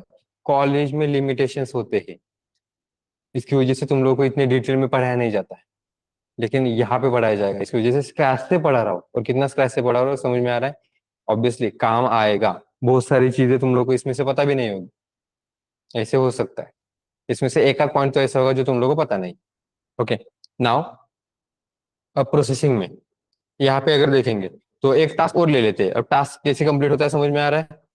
इंटरेक्शन कैसे होगा, मतलब कि अगर मैं फाइल में राइट करने की कोशिश करूंगा, ये मैंने कमांड दे दी है फाइल ओपन करो, फाइल ओपन करने की कमांड दूंगा, तो हार्ड डिस्क से वो फाइल रैम में लोड होगी, और वहां से हमें विजुअली आउटपुट करके दिखेगा। तो कहाँ से दिखेगा, रैम से दिखेगा, डायरेक्टली हार्ड डिस्क से नहीं दिखेगा। तो उसमें चेंजेस अगर मैं करेंगे, हम करेंगे इनपुट डिवाइसेस यूज करके, फाइल में जो नाम है वो चेंज करेंगे, देन हम एजुकेशन बैकग्राउंड चेंज करेंगे, तो वो चेंज हो रहे हैं, लेकिन कहाँ पे हो रहे हैं, रैम में। और उसके बाद हम कंट्रोल एस करके उसको परमानेंटली सेव करते हैं तो हार्ड डिस्क में जाएंगे। इसकी वजह से कंट्रोल एस करना भी जरूरी होता है। फाइल में अगर चेंजेस जो है वो परमानेंटली दिखने हैं, तो कंट्रोल एस करके सेव करके हार्ड डिस्क में दिखने बहुत ज्यादा जरूरी है। आगे जाके तुम लोग को ही काम आएगा। क्यों, क्योंकि प्रोग्राम करेंगे तो वो प्रोग्राम के फाइल्स एग्जीक्यूट करना है तो कंपलसरी सेव होनी जरूरी है, क्योंकि वो डायरेक्टली हार्ड डिस्क से कनेक्शन लेके आउटपुट से स्टोर होता है। क्यों, मैं बाद में बताऊंगा डिटेल में थोड़ा सा, कि एग्जीक्यूट हो रहा है तो हार्ड डिस्क से क्यों हो रहा है, रैम से क्यों नहीं हो रहा है। क्योंकि तरीका अलग है अपना एग्जीक्यूशन का। हम डायरेक्टली उस फाइल पे एग्जीक्यूशन नहीं कर रहे, हमने एक कमांड दी है एग्जीक्यूटिंग दैट फाइल, तो वो फाइल उठा रहा है हार्ड डिस्क वाली फाइल, क्योंकि हमने वो पाथ मेंशन करा है। बाद में बताऊंगा जब मेरे पास वो स्क्रीन होगी, क्योंकि अभी मैं बस ओरली नहीं बता पाऊंगा, या ओरली तुम लोगों को समझ में भी नहीं आएगा। ठीक है, जितना समझ में आ रहा है उतना भी काफी है, तो ये क्लियर है। अब एक सिनेरियो, कंप्यूटर को मैं टास्क तो कंप्लीट करने के लिए दूंगा, कंप्यूटर स्टार्ट करने पर कैसे वर्क करता है। तो कंप्यूटर अगर है, लैपटॉप अगर है, तो लैपटॉप पे एक बटन होता है, एक बार क्लिक करो काम हो जाएगा। कंप्यूटर है तो उसका एक अलग अलग सिनेरियो होते हैं। कुछ जगह पे वो एक बटन होता है सीपीयू का, उसको लॉन्ग प्रेस करके रखना पड़ता है, और उसके बाद एक और बटन होता है, दोनों बटन को प्रेस करो। ऐसे पुराने कंप्यूटर्स के। अभी के जो सीपीयूज है उसके अंदर एक ही बटन है, उस बटन को बस प्रेस करो, एक बड़ा बटन होता है जो पावर ऑन का होता है, power on and power of. तो सीपीयू के उस power on power off button को क्लिक करो, सिस्टम ऑन हो जाएगी, लेकिन उससे पहले इलेक्ट्रिसिटी के जो कनेक्शन है वो चालू करके रख देना, उतना भी बताना पड़ेगा। लाइट के दो बटन होते हैं, एक डिस्प्ले के लिए, एक सीपीयू के लिए, तो वो दोनों भी ऑन करो, और उसके बाद ये पावर बटन ऑन करो। तो ये समझ में आ रहा है ना। होता क्या है फिर इसमें, तो अगर इनपुट में लिया जा रहा है तो टर्न ऑन हो रही है सिस्टम, सिस्टम टर्न ऑन हो रही है, इसका मतलब क्या मैं ये कह सकता हूँ कि ऑब्वियसली जब हमारे हार्ड डिस्क में फाइल्स है, ये बहुत सारे फाइल्स यहाँ पे रैम में लोड होंगे। मैं सिस्टम टर्न ऑन कह रहा हूँ, दैट मीन्स कि ऑपरेटिंग सिस्टम भी एग्जीक्यूट होने वाली है। तो क्या ऑपरेटिंग सिस्टम भी हार्ड डिस्क से उठा के रैम में लोड की जाएगी, can we say that. So yes, we can say that. क्यों, क्योंकि हार्ड डिस्क भी, मतलब कि ऑपरेटिंग सिस्टम भी तो इंस्टॉल किया जा रहा है, तो कहाँ पे किया जा रहा है, हार्ड डिस्क के अंदर। ओके। तो हार्ड डिस्क में से वो डेटा उठा के कहाँ पे लिया जाएगा, रैम के अंदर। तो सबसे पहले रैम में लोड होता है, वो होता है ऑपरेटिंग सिस्टम। ओके। तो ऑपरेटिंग सिस्टम फिर बाकी काम करके देता है। तो यहाँ तक क्लियर है, समझ में आ रहा है।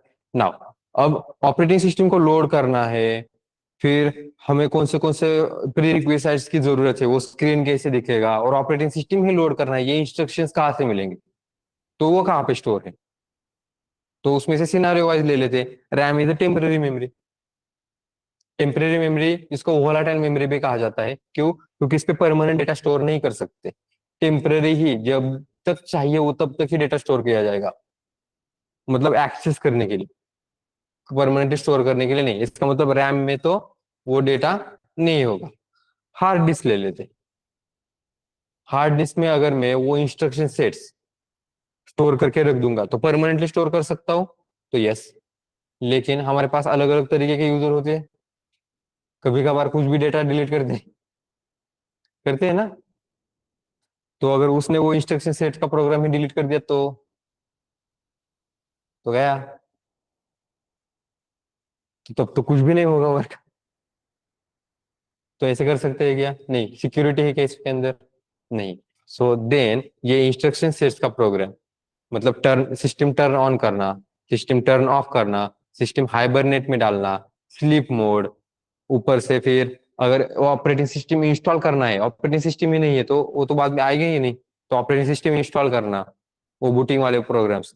तो ऐसा बूटिंग प्रोग्राम कहाँ पर होता है available? And that booting program is available in this component, जिसको कहते हैं रोम। इसमें क्या होता है? बूटिंग प्रोग्राम होता है। तो यहाँ तक क्लियर है? अब रोम सुना है कभी?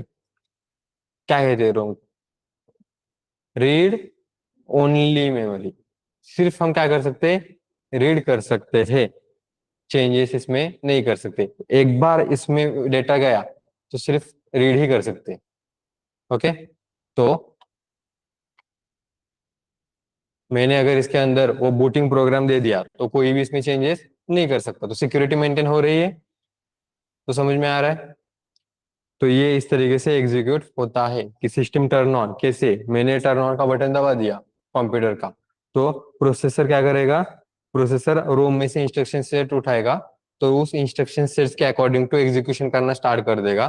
तो सबसे पहले वो सिस्टम का पावर सप्लाई ऑन कर देता है। उसके बाद और जो भी ऑपरेटिंग सिस्टम है वो ऑपरेटिंग सिस्टम रैम में लोड की जाती है। और उसके बाद ऑपरेटिंग सिस्टम को भी एग्जीक्यूशन करने के लिए, कोई भी सॉफ्टवेयर एग्जीक्यूशन करने के लिए जो बेसिक बेसिक चीजें है वो एग्जीक्यूशन होना स्टार्ट हो जाते हैं। इसकी वजह से तुम अगर कोई भी काम नहीं कर रहे हो फिर भी रैम में डेटा अलोकेट होता है। यही रीजन होता है कि रैम में अगर 70% रैम फिल है लेकिन मैंने तो कोई एप्लीकेशन ओपन नहीं किया, फिर भी कैसे? मोबाइल में अगर देखोगे तो वहां पर भी एग्जीक्यूशन हो रहा है। पुराने टाइम में होता था, अभी तो हमारे पास बहुत ज्यादा मेमोरी है, इसकी वजह से तुम लोग को प्रॉब्लम नहीं आते थे। हमारे पास स्टोरेज इशू आता था क्योंकि हम लोड कुछ नहीं कर रहे, तो रैम ऑलरेडी कुछ, रैम कितनी होती थी तब? कुछ 256 MB होती थी। अभी तुम लोग की रैम कितनी है मोबाइल में? किस जीबी? 8 GB? 4 GB? 4 GB तो होगा सबके पास, लिटरली कम से कम 4 GB है। हाँ, उससे भी अगर होगा तो 3 GB तो होगा। 256 पे हमने सर्वाइव किया है। तो वहां पे तो ऑलरेडी रैम में, मतलब जो डेटा आता था वो ऑपरेटिंग सिस्टम पूरी उसमें ही लोड हो गई, तो एप्लीकेशन क्या ही चलेगा उसमें? वो नहीं चलते थे। तो समझ में आ रहा है यहाँ पे? क्लियर है? इसको नोट डाउन करो ठीक से।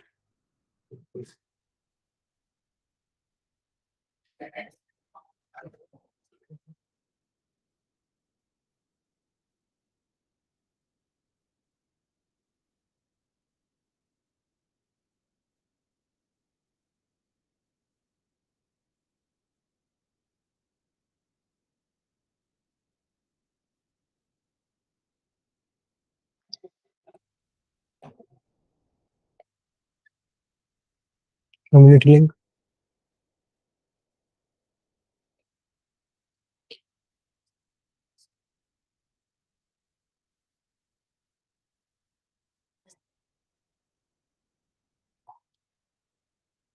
ओके, ऑनलाइन स्टूडेंट्स,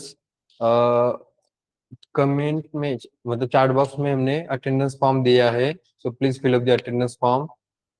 तो अटेंडेंस फॉर्म फिल करोगे तो तुम लोग को असाइनमेंट्स, देन गिटहब पे रिपोजिटरीज कैसे बनानी है, एंड आगे का जो फ्लो है वो किस तरीके से होगा, ये सब वहाँ पे मिल जाएगा। तो अटेंडेंस फॉर्म फिल करना है compulsory, it is a mandatory process. साथ ही साथ तुम लोग का रिकॉर्ड भी हम मेंटेन करके रख सकते हैं।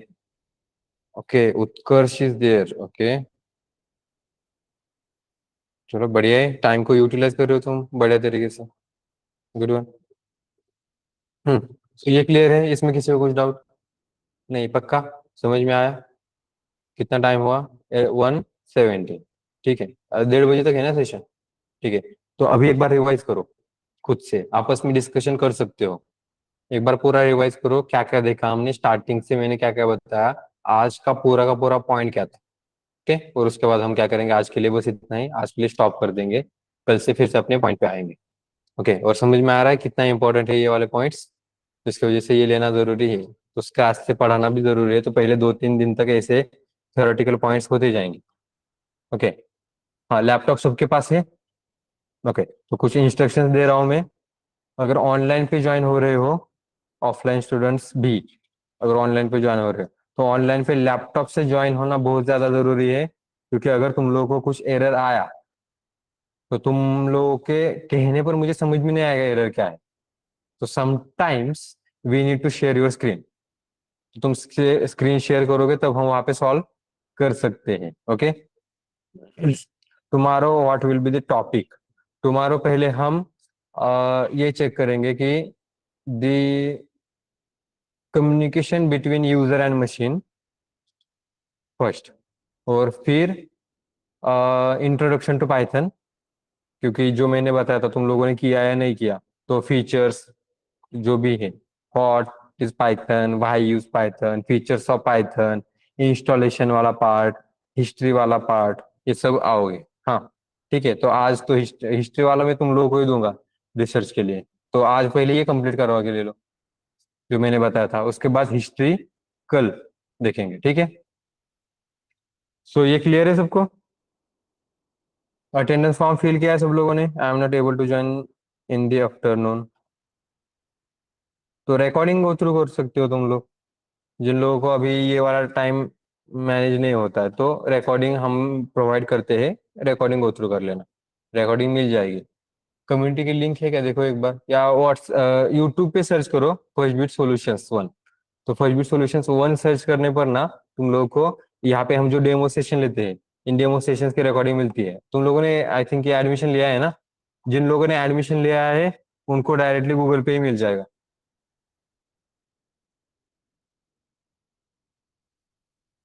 जिन लोगों ने एडमिशन ले लिया उन लोगों को गूगल कैलेंडर ओपन करो, वहां पे इवेंट दिखेगा, और वहां पे ही तुम लोग को रिकॉर्डिंग्स मिल जाएगी। डेमो कब तक चलेगा? 15 दिन तक है ना डेमो, कुछ 15 दिन तक डेमो चलेगा। संडेज को क्लासेस नहीं रहेंगे, मुझे मेरी लाइफ है जीने के लिए, मुझे भी चाहिए। तो संडेज को मोस्टली हम सेशंस नहीं रखते हैं, सैटरडे को रखते हैं लेकिन। हाँ, लेकिन स्टार्टिंग में सैटरडे को भी नहीं रखूंगा। सैटरडे सैटरडे का रीजन तुम लोगों को पहले यहाँ पे थोड़ा सा फैमिलियर होने के लिए दे रहा हूँ मैं, कि क्लासेस ज्वाइन किए हैं, वो मेंटेलिटी लाओ थोड़ा सा दिमाग में, मैंने एक कोर्स ज्वाइन किया है। ओके, तो मुझे उतना तो काम करना पड़ेगा, तो Saturday is for that revision session. जो रिवीजन सेशन की जगह रिवीजन खुद से कर लेना, पूरे हफ्ते तक क्या पढ़ाया है। रिवीजन की भी एक टेक्निक होती है जो मैंने यूज की थी, तो वो ये टेक्निक भी मैं बता देता हूँ तुम लोगों को, उस पर वर्क ऑन करोगे, सेम तुम लोग करोगे तो गारंटी और बढ़ेगी प्लेसमेंट होने की। गारंटी कह रहा हूँ मैं, ऐसे एश्योरेंस भी नहीं कह रहा हूँ। प्लेस होने की गारंटी बढ़ जाएगी अगर वो मैं जो फ्लो बता रहा हूँ उसको अपनाओगे, तो वो टेक्निक यूज करोगे तो। ठीक है, जो बोल रहे हो, जो मैं कह रहा हूँ वो सब अगर चीजों टाइम पे करोगे तो गारंटी बढ़ेगी। और फिर बाद में मैं एक गारंटी स्टेटमेंट भी देता हूँ स्टूडेंट्स के लिए। अगर मुझे एक आध स्टूडेंट बहुत बढ़िया ब्रिलियंट लगा, जो टाइम पे काम करता है, जो जिसका परफॉर्मेंस बढ़िया है, तो ऑन द रिकॉर्ड में ये भी कह सकता हूँ कि ये प्लेस होगा जल्दी से। नहीं हुआ तो ऑब्वियसली रिकॉर्ड कहा है तो तुम मुझे आके बोल सकते हो, सर आपने कहा था मैं प्लेस होऊंगा, लेकिन मैं प्लेस नहीं हुआ। लेकिन वो गारंटी पाने भी है तो ऑब्वियसली उस तरीके से बिहेव भी करना पड़ेगा, उतने एफर्ट्स लेने पड़ेंगे।